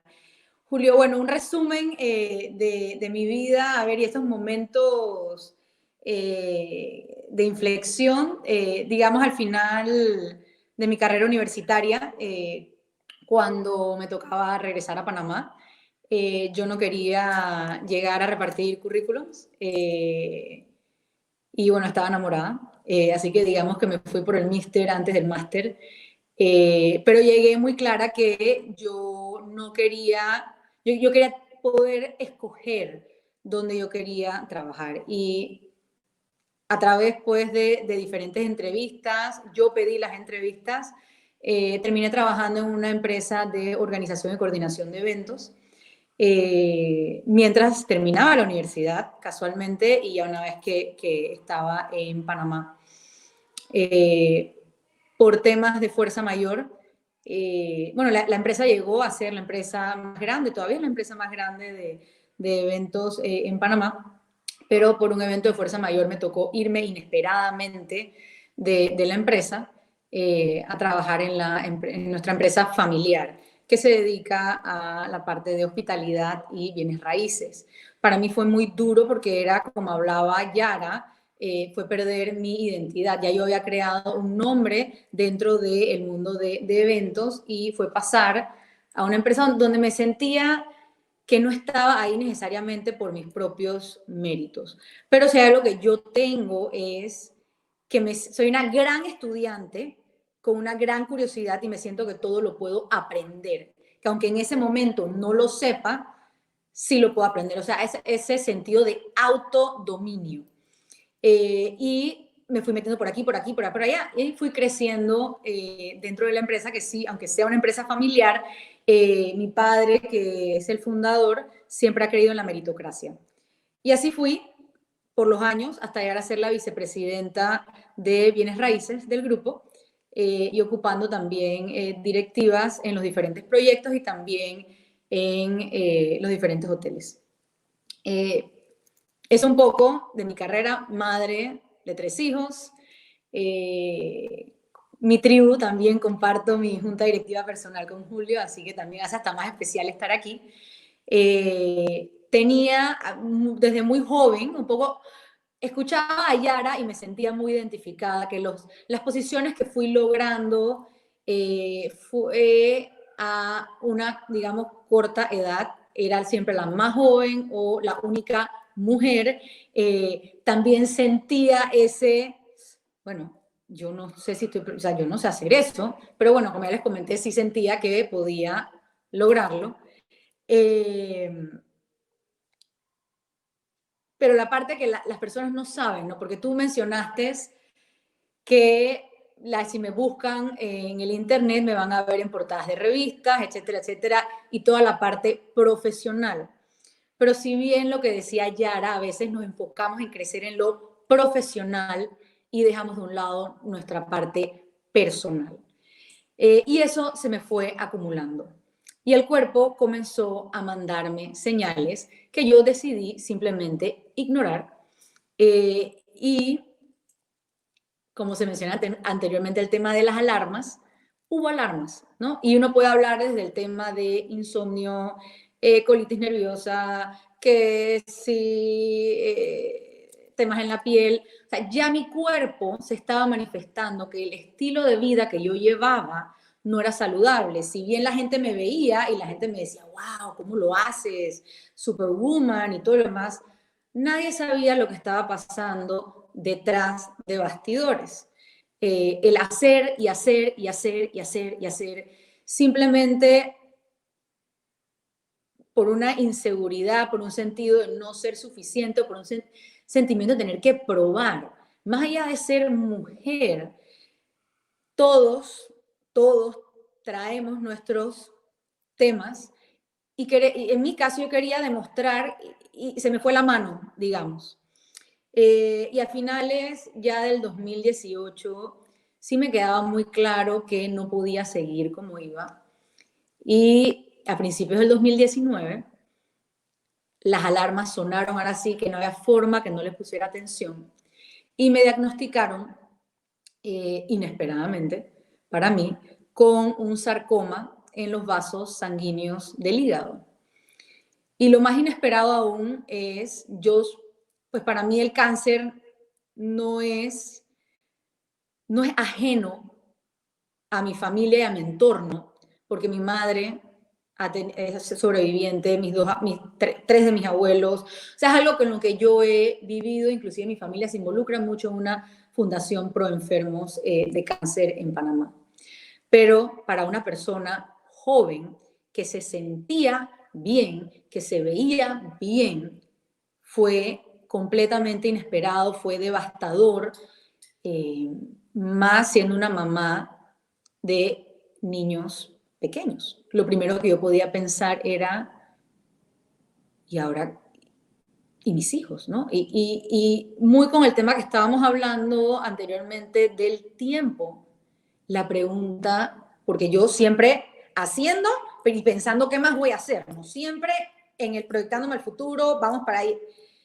¿Y si no tengo tiempo? ¿No? Como dice Buda, el problema es que creemos que tenemos tiempo. Y el problema también es que creemos que podemos reparar el abuso que le damos a nuestro cuerpo, llámese falta de sueño, el estrés crónico, etcétera, etcétera, etcétera. Pero, y que lo podemos resolver con una operación, con pastillas, con medicinas. Y en mi caso, eso tampoco era una opción. Porque cuando yo llegué muy estudiada, muy preparada, con todo lo que yo decía que se podía hacer, el hígado se puede operar, el hígado se regenera, y que si la quimioterapia, la radioterapia, la inmunoterapia, o sea, yo llegué preparada a mis citas, en mi caso no era una opción, porque este sarcoma es un unicornio, es muy especial, y todavía la medicina tradicional no tiene una cura. Entonces, eso, yo dentro de todo soy una persona, aparte también muy optimista. Y no es que no pueda ver lo malo, o sea, lo primero que se me vino a la mente es pensar en el primer escenario, me voy a morir, no voy a ver a mis hijos crecer, etcétera, etcétera, etcétera. Pero de ahí siempre me pongo a ver qué puedo hacer en todo. O sea, y eso fue lo que hice. Y gracias a Dios, y curiosamente, un año antes había estado conversando también con un guatemalteco, Ben Sibulca, y él compartió una lección que a mí me ha ayudado muchísimo, principalmente en ese momento, y fue la forma de no estresarse, él decía, es siempre tener no solo un plan, sino hay que tener plan A, plan B por si falla el plan B, de ahí un plan C, un plan D, un plan na. Entonces, yo llegué a mis citas con mis planes que claramente me fueron tachando, pero fui sacando, y me acordaba de él, y yo iba sacando nuevos planes, y por aquí, y por allá, y por allá. Entonces, una de las cosas, yo les mencioné anteriormente que me siento que soy una gran estudiante, y me comencé a preguntar por qué, pero no desde un punto de víctima de por qué a mí, sino es por qué en el hígado. ¿Por qué esto? O sea, tratando de entender, de pasar de ser víctima a ser autora, o sea, a tomar control y ver qué yo podía aprender, qué venía esto a enseñarme a mí. Llegué a la conclusión que lo que estaba teniendo era una oportunidad que la vida me estaba dando de poner un freno y ver qué no estaba haciendo bien, o sea, qué podía mejorar, de mirar hacia adentro y poder cambiar. Y también volverlo en un ¿para qué? ¿Y qué puedo dar yo a raíz de lo que me está pasando? Y lo que pude ver era que, y esto va a atar con lo que hemos estado hablando de dónde ponemos nuestra identidad. Yo hoy en día me considero que soy una adicta de hacer en recuperación, porque me tocó parar. Yo no paraba, yo era simplemente hacer. Y comenzar una autorreflexión de quién era yo, porque a la luz pública ya yo lo tenía todo, ¿no? Tenía el trabajo, tenía la familia, tenía los hijos sanos, en fin, no tenía de qué quejarme, pero no tenía muy claro quién yo era y todo esto que había estado haciendo, ¿por qué lo había estado haciendo? O sea, ¿cuál era mi propósito? Yo me acuerdo que a mí me preguntaban, ¿cuál es tu propósito en la vida? Y yo me molestaba, yo decía, pero ¿quién tiene tiempo de pensar en el propósito? Y después decía, mi propósito es trabajar, y digo, tú te ríes, Julio, porque tú estabas presente cuando me hacían esas preguntas y yo simplemente no sabía qué responder y me incomodaba porque nunca me había dado ese espacio para pensar en mí. Yo pensaba en lo que tenía que hacer, yo pensaba en los demás, pero nunca en mí. Entonces, esto fue una invitación a parar, a mirar hacia adentro y empezar a entender que lo que me definía no eran mis roles, no era ser mamá, ser esposa, ser hija, ser vicepresidenta, tener diferentes negocios, estar en una junta directiva. Eso no era lo que me definía. Eso sí, era como etiquetarme. Y me ha tomado, no creas, tan fácil entender mucho quién soy yo, pero hubo un consejo que me ayudó mucho y fue: piensa en algo que tú haces, donde tú te sientes plena, donde te sientes llena de vida, donde el tiempo para. Y para mí es bailar y la música. Y Julio, te vas a reír porque tú sabes que eso es así. Pero ¿qué siento yo cuando estoy haciendo? Yo me siento llena de energía, me siento apasionada. O sea, entonces, ya yo no me describo dentro de mis roles. Yo me describo como una persona apasionada, llena de energía, que quiere contagiar y quiere compartir lo que ha ido aprendiendo. Y hay una necesidad en mí que yo tengo de que la gente, y qué pena si escuchan a mis hijos gritando, pero ese es el tema de ser mamá. Fun. De compartir que somos suficientes, que lo que hacemos no es lo que nos define. Y de esa importancia, de esa autorreflexión, ese autoconocimiento, de entender, y lo hemos venido hablando, todos hemos tocado el tema del cambio, ¿no? Que nada es estático. Deme nada más un segundito. En verdad, ok. Para hacerlo divertido, hay un murciélago adentro de mi casa y por eso es que mis hijos están todos gritando.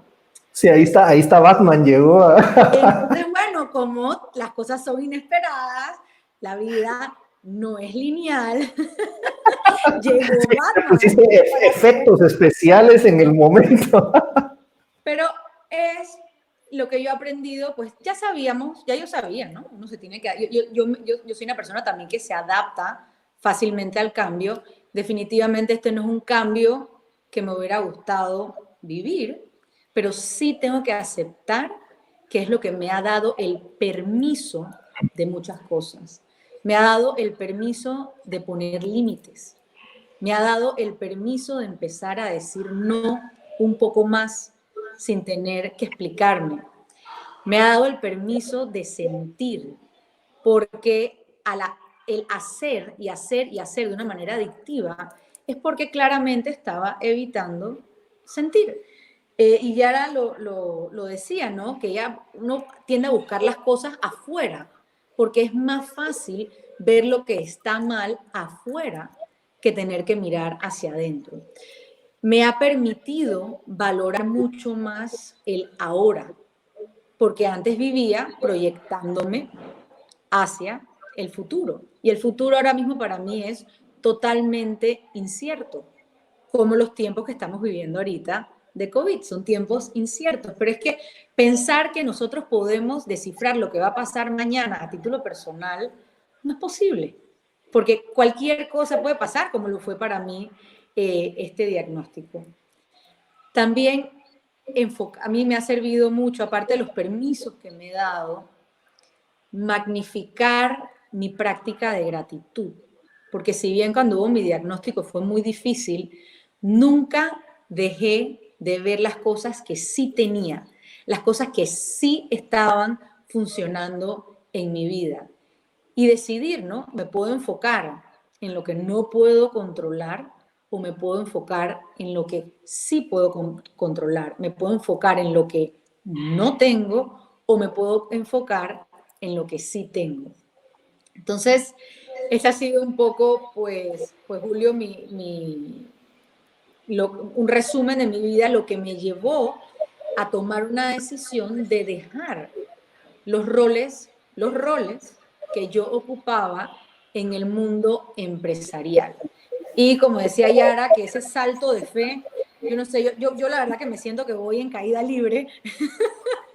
yo espero haber tomado la decisión correcta, pero yo sí tomé esa decisión de parar. Y todo lo, Yara, tú y yo tenemos que hablar después de esto. Todo lo que tú dices que estás haciendo, meditación bioenergética, yo lo estoy haciendo todo. Digo, no hay que hacerlo todo, pero lo estoy tratando todo, mucho porque yo quiero ser mi propia autora de mi libro, de mis próximas páginas, no dejar que los demás escriban por mí. Y lo digo, Julio, ya que tú eres escritor. Y quiero también poder compartir, porque yo no quiero que nadie tenga que pasar por eso. Yo sé que no puedo controlar y las personas solamente escogen cambiar y transformarse, tiene que salir de ellos, pero yo quisiera poder contagiarlo, poder motivar de alguna forma y traer un poco de información sobre lo que la sociedad hoy en día admira versus y lo que nos está causando versus lo que realmente deberíamos estarnos enfocando, porque yo no dormía y nadie sabía eso, pero la gente lo que decía es que, wow, Ana María manda correos hasta las 4 de la mañana, ella no para, o sea, la gente lo decía como un nivel de admiración, y así sucesivamente, diferentes cosas, la gente admiraba esa falta de equilibrio, que no es sana. Y hablaban al principio del diagrama Venn, este Carlos, y sí, y es lo que yo he logrado entender, es que la salud y el bienestar va mucho más allá de vernos bien. Y yo lo enfocaba mucho en la salud física, yo lo enfocaba mucho en lo que yo comía y el ejercicio que yo hacía, que sí, es importante, pero no lo es todo. Y viene esa parte de la salud emocional y la salud espiritual en la que yo me estoy enfocando muchísimo. Y la otra parte fundamental son nuestras relaciones, las conexiones que hacemos, porque somos seres humanos sociales. Y Yara también decía, tú disculpa que te esté, pero es que yo iba anotando todo lo que me encantaba que estuvieran compartiendo de todos unidos. Y es eso, es que no lo tenemos que hacer solos. Somos co-creadores, y algo que a mí me ha ayudado mucho a raíz de mi diagnóstico es rodearme de esas personas que, por un lado, están en un camino parecido al mío, pero por otro lado, personas que me motivan a seguir adelante. Esos días que uno se siente apacharrado como pasita, no, te empujan y te ayudan y te llevan, o sea, rodearnos de eso. Entonces, sí creo que un mensaje en estos momentos por los que estamos pasando, que definitivamente hay mucha incertidumbre, mucho miedo, mucha impotencia, sí nos brinda una oportunidad de hacer un alto y de esa autorreflexión y decir, en todos estos cuadrantes de mi vida, ¿será que solamente me estoy enfocando en la parte económica y en la parte de mi carrera? ¿Y dónde estoy dejando la parte de mis relaciones interpersonales? ¿Dónde está la parte de mi salud, de mi bienestar? Todo eso también es importante, y es lo que mencionaba, pues ya era nuevamente enfocarnos también no solamente en nuestro crecimiento profesional, sino en nuestro crecimiento personal. Entonces, Julio, si me preguntas dónde estoy, yo te lo decía cuando tú me invitaste a participar, yo te decía, ay, Julio, yo me siento como oruga en su pupa. Yo me siento que estoy ahorita mismo en este proceso, ya yo me retiré de todo lo que estaba haciendo porque de verdad quiero ahora hacer con propósito, hacer del corazón, no hacer porque me siento de menos, no hacer porque quiero demostrar, no, hacerlo realmente porque lo siento desde mis entrañas, lo siento desde mi corazón y aportar genuinamente y creativamente. Ana María, también cátedras de cambios inesperados, y sobre todo creo que estamos viendo que el reinventarse no es en una sola área, sino que es un proceso integral y tomar muchas veces las decisiones que parecen contundentes. Y creo que tú dijiste algo interesante, que entre todas las lecciones, que muchas veces el mundo admira el desorden y admira esas personas que aparentemente están bien en un área, pero no necesariamente en el resto de áreas. Y es interesante porque el mundo pareciera seguir reforzando esas cosas, pero qué tanto nosotros escuchamos esa voz interior que nos permite tener equilibrio. Y la pregunta que te quisiera hacer para dar paso a la sesión de preguntas y respuestas con todos los panelistas, ¿qué le recomendarías a personas para que tomen esas decisiones importantes sin tener que tomarlas? Porque creo que estarás de acuerdo, como hemos reflexionado múltiples veces con filósofos, todos los filósofos estarían de acuerdo que el darnos cuenta de la fragilidad de la vida es lo que nos permite valorar la vida. Pero la pregunta que yo siempre me hago es cómo me doy cuenta de ese principio sin tener que verlo tan de cerca. ¿Qué consejo le darías a las personas para que no tengan que enfrentar una noticia tan difícil, pero tener esa habilidad de adaptarse y de enfocarse en las cosas realmente relevantes? Como diría Jack Welch, cambia antes de que tengas que cambiar, ¿no? Mira, en mi caso en particular, me llegó básicamente no por decisión, sino porque me choqué con una realidad. Yo siento que escuchar nuestro cuerpo sabe todas esas cosas que uno llama ahora enfermedades autoinmunes, esas alergias, el insomnio, esa irritabilidad, esos gases, todo lo que nuestro cuerpo, que el cuerpo nos va mandando mensajes, inclusive de nuestras emociones, porque yo no siento que lo que yo tengo en el hígado es casualidad, que sea en el hígado, porque en el hígado, según la tradición y la filosofía china, es el tema de la ira, del resentimiento. Y no es que esté mal ponerse bravo, es el tema de guardarlo, ¿no?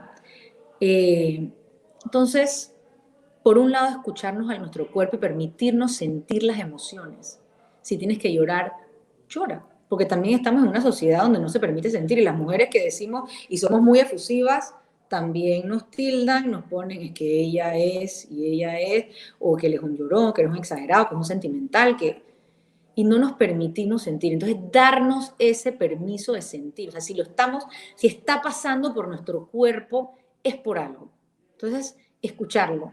Si no se siente bien, inclusive cuando vamos a tomar decisiones, si no se siente bien, probablemente no es para nosotros y no está bien. Y donde nosotros empezamos a escuchar nuestro cuerpo y empezamos a vivir en armonía con lo que pensamos, lo que sentimos, lo que decimos y lo que hacemos, empieza a haber una congruencia y empezamos a poder tomar esas decisiones que nos permiten alinearnos y llevar una vida más equilibrada, que era un tema que hablaba Carlos al principio. ¿Cómo logramos ese equilibrio, ¿no? Y esa alineación es simplemente aprendiendo a escuchar y permitirnos sentir. No somos máquinas, somos un jardín. Hay que vernos así.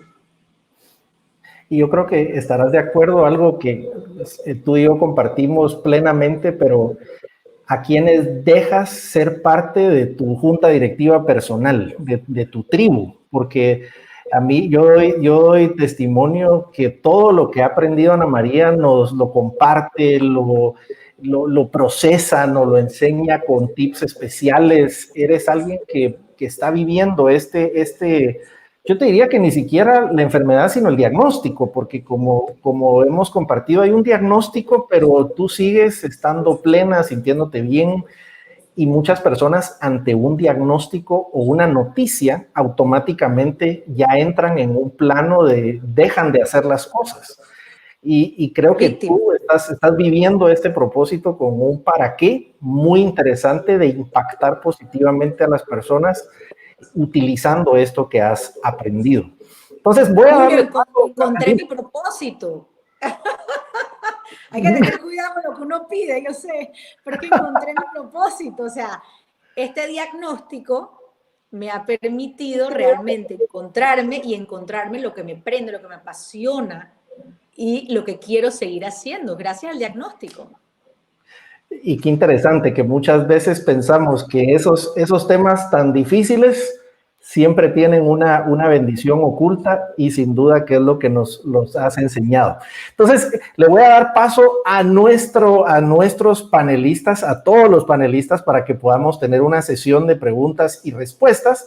Pero lo que siempre hago en este momento es mostrar cuál es el evento que tendremos la semana siguiente.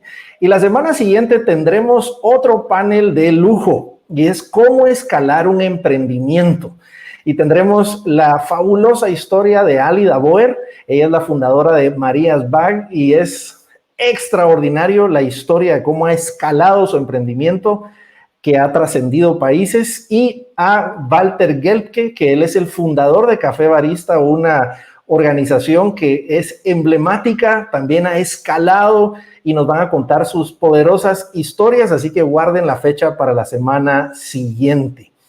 Así que muchas gracias nuevamente por compartir sus historias de reinvenciones radicales, y creo que todos nos llevamos diferentes cuestionamientos a nuestra vida y diferentes herramientas. Quizá la primera pregunta que quisiera hacerles es ¿cómo enfrentar el miedo? Creo que el miedo es una emoción con la que nos enfrentamos. A veces es a un diagnóstico, a veces es a renunciar, a veces es al fracaso, a veces es a lo que piensen los demás, a veces es a tomar una decisión en un emprendimiento, o que si nos tiramos al agua, como decimos, fallemos. ¿Cómo enfrentamos el miedo?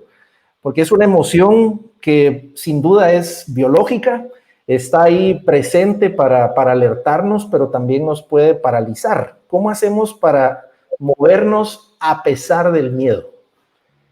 Y aquí dejo el foro abierto, quien quiera compartir.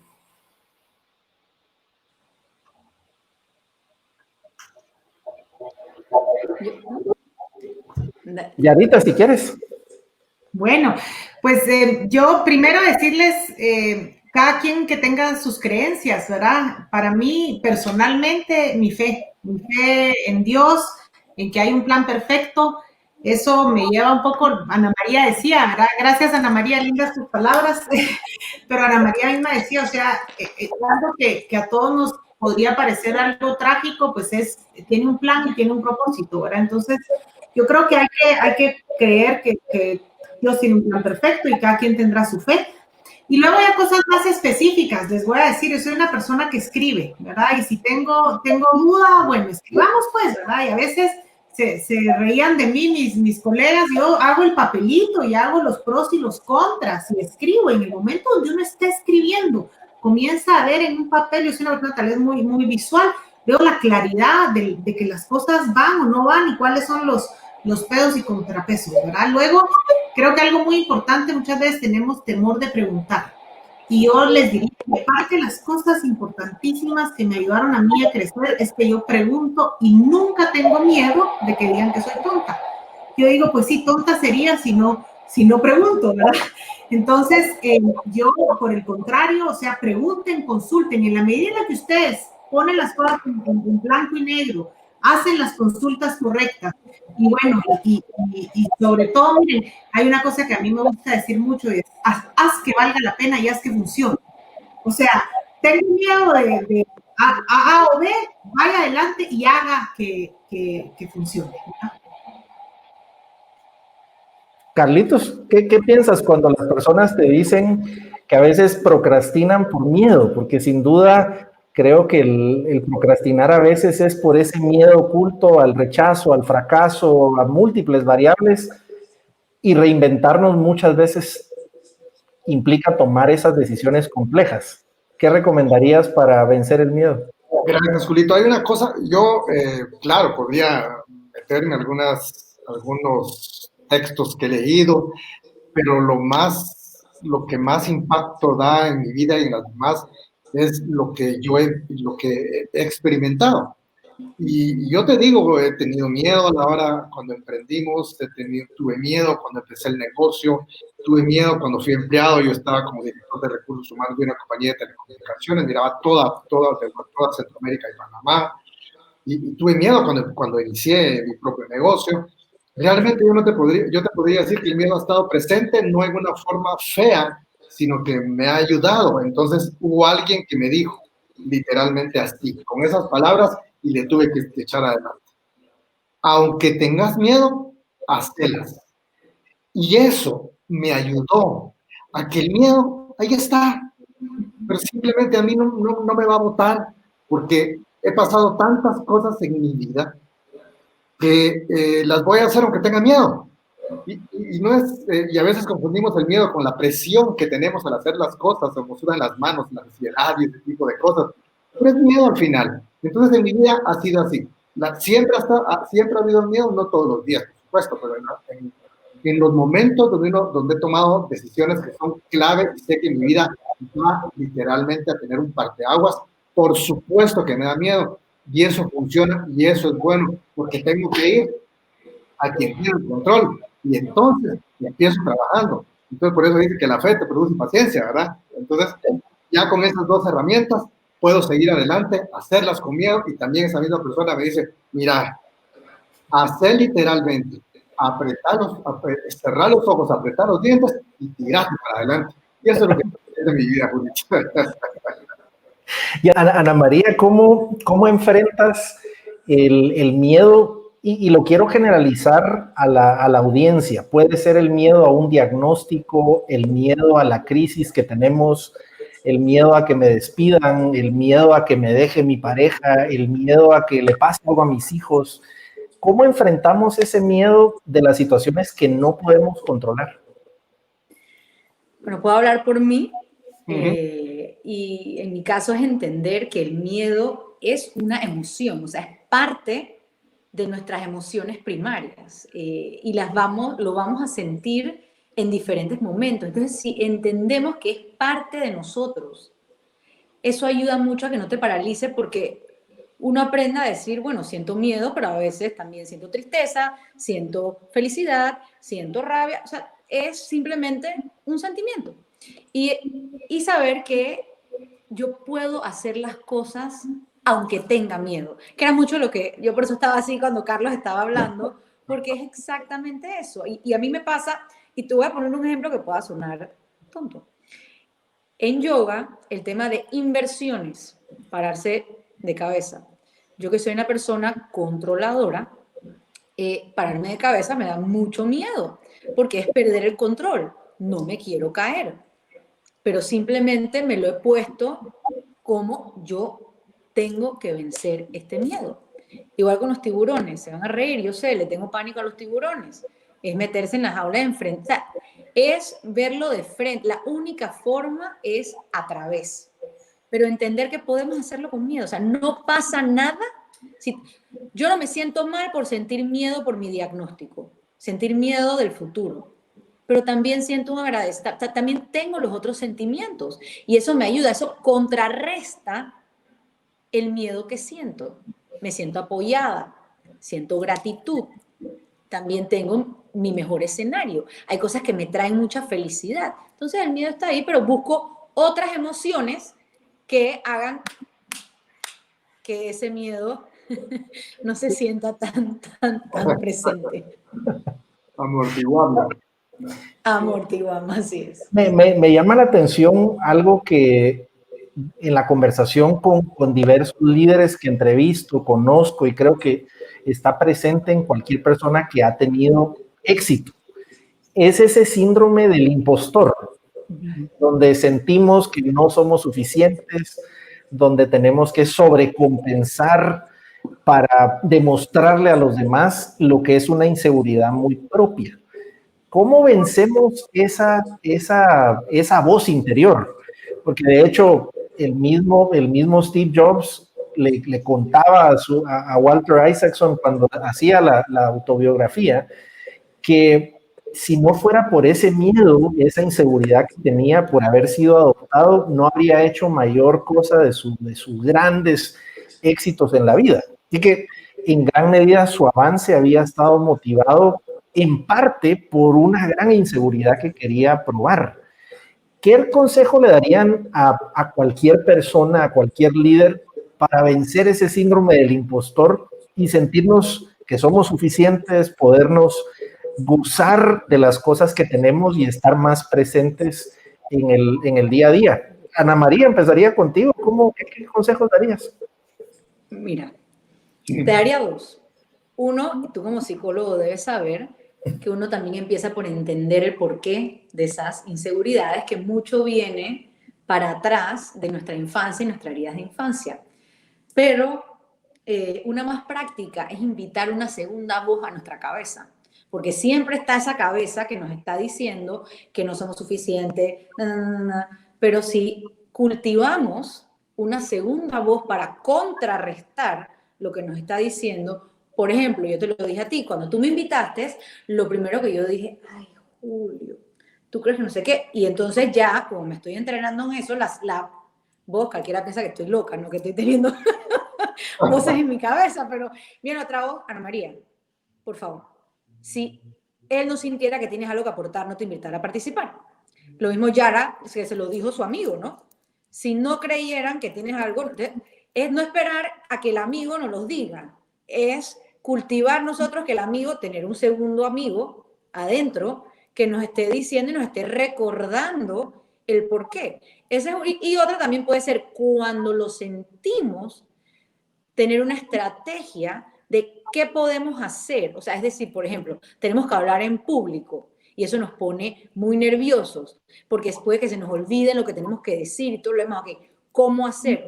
Yo tener un plan, como diría Ben. Plan A, ok, cuando se me olvide me voy a tomar un vaso de agua para ver si eso hace que me recuerde.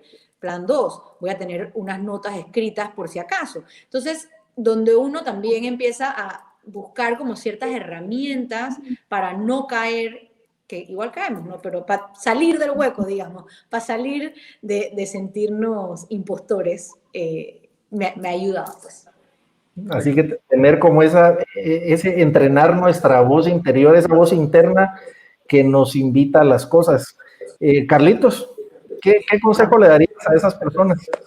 Gracias, Julito. Yo he practicado literalmente dos cosas en mi vida. Obviamente hay muchas, pero me voy a enfocar las dos que han sido importantísimas en mi vida, han dejado huella, y en cada momento que me siento así como tú lo estás diciendo, las pongo inmediatamente en práctica. La primera es, tengo prohibido compararme.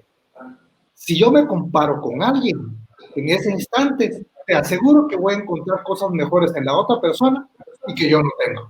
Y en ese instante, todo lo bueno, ¿te acuerdas, Ana María, que dijiste que te tenías que enfocar en las cosas buenas que uno tiene y no en las que no tiene?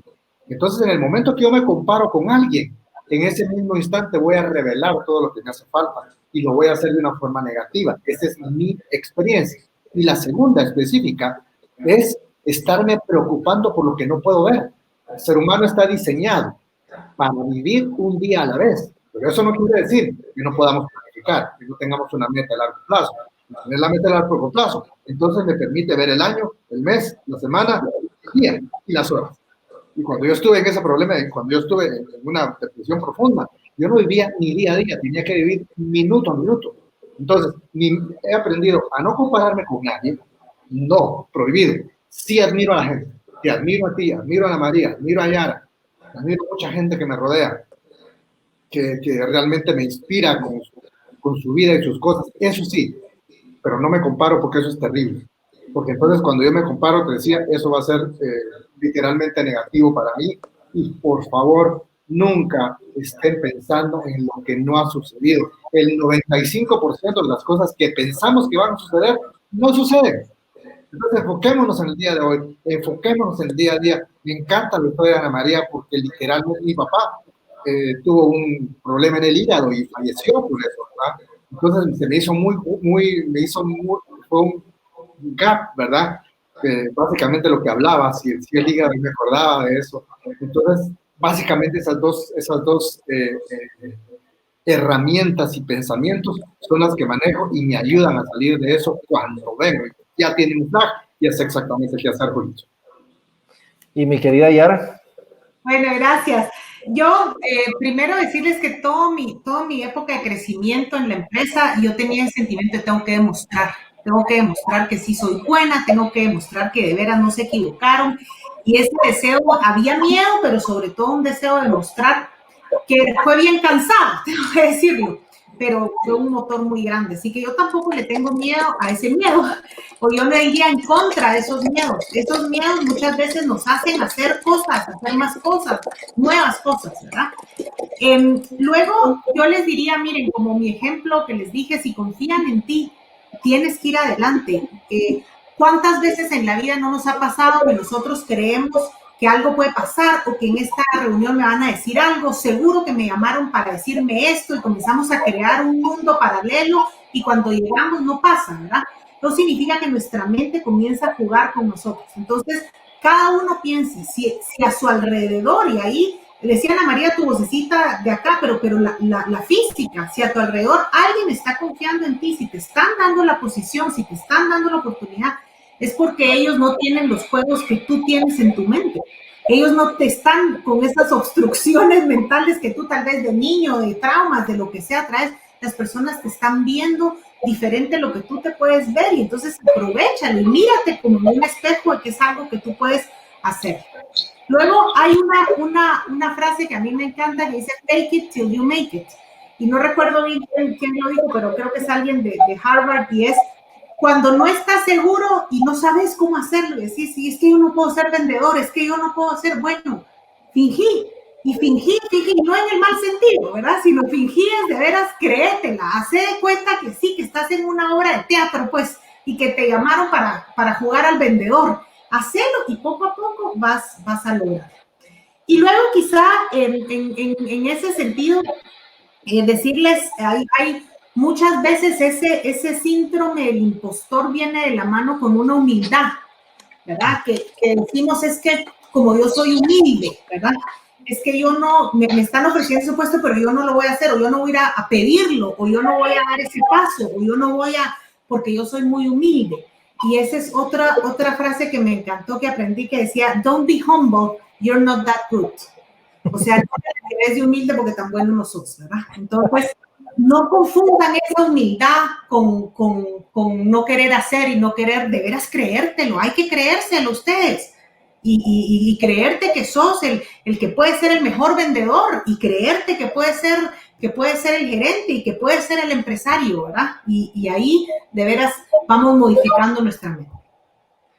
Y siempre me gusta hacer una pregunta final para este panel que sin duda hemos aprendido muchísimo. Esta es una de aquellas charlas que hay que verla muchas veces para descomprimir tanto aprendizaje. Pero si ustedes pudieran resumir el mejor consejo que quisieran darle a alguien, ¿qué consejo le darían? ¿Cuál ha sido el mejor consejo que a lo mejor les han dado a ustedes o el que quisieran darle a sus hijos para guiar su vida, el que le gustaría darle a una persona que va a leer el libro de su vida? ¿Cuál sería ese consejo? Empezaría contigo, Carlitos. Muchas gracias, Julito. Gracias, Ana María y Yara. Yo te diría lo siguiente. En primer lugar, nunca le tengamos, nunca, esa es una regla, no es una política, es una regla. Nunca le tengamos miedo a fracasar. En el momento que eso se apodera de nosotros, en ese mismo instante, estamos impedidos de poder hacer las cosas. El fracaso siempre trae cosas buenas. Yo te lo decía anteriormente. Esa es la primera. La segunda, cuando hagamos algo, tenemos que estar seguros que lo podemos terminar, tener pasión y amor, porque cuando tenemos esas dos cosas juntas, unidas al enfoque, entonces estamos no asegurando, pero podemos tener la certeza de que cuando estemos en los momentos bajos, vamos a poder salir adelante.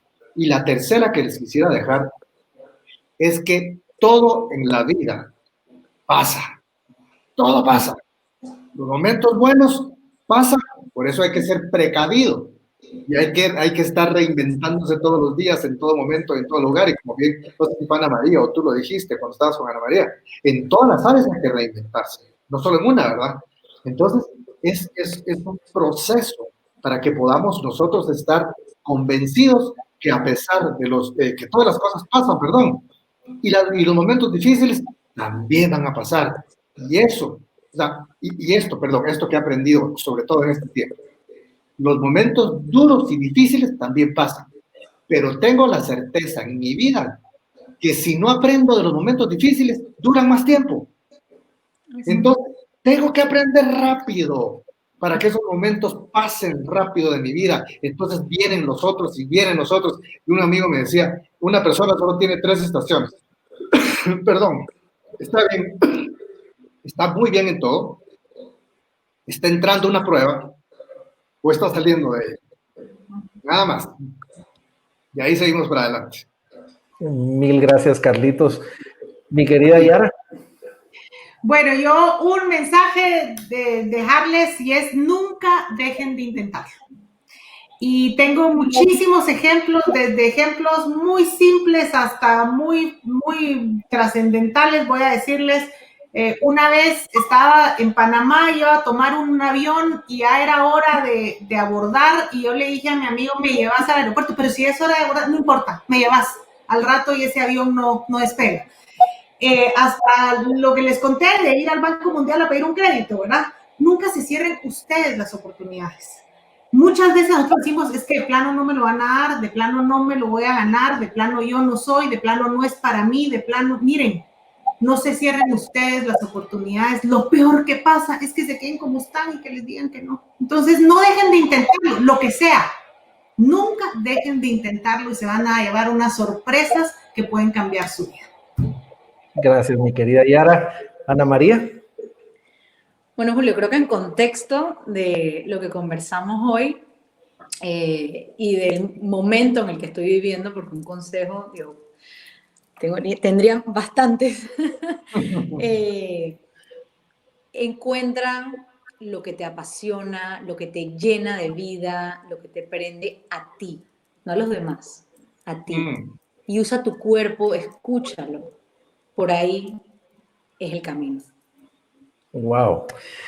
Sin duda, una sesión inspiradora. Gracias por tu testimonio, Ana María, Yara, Carlos. Me encanta mostrar lo que siempre digo en estas sesiones, que las personas extraordinarias son generosas de compartir sus conocimientos y por otro lado son seres humanos antes que a seres humanos. Y creo que ustedes han mostrado justamente eso con esa sabiduría. Les agradezco muchísimo. Fueron cientos de personas que se conectaron a esta sesión. Así que muchísimas gracias a los tres, que ha sido una sesión extraordinaria. Que Dios les bendiga, que tengan una excelente noche y sobre todo que sigamos creyendo que lo mejor está por venir. Desde ya, muchas gracias y les esperamos el próximo domingo con Cómo escalar un emprendimiento. Alida Boer, fundadora de Marías Bag, y Walter Gelke, fundador de Café Barista, en este mismo espacio la otra semana. Así que muchísimas gracias. Nuevamente gracias a mis tres. Que Dios los bendiga. Muy feliz noche. Gracias Julio. Gracias Ana María. Gracias. Hasta luego, Ana María. Dios, Julio. Chao, un gusto.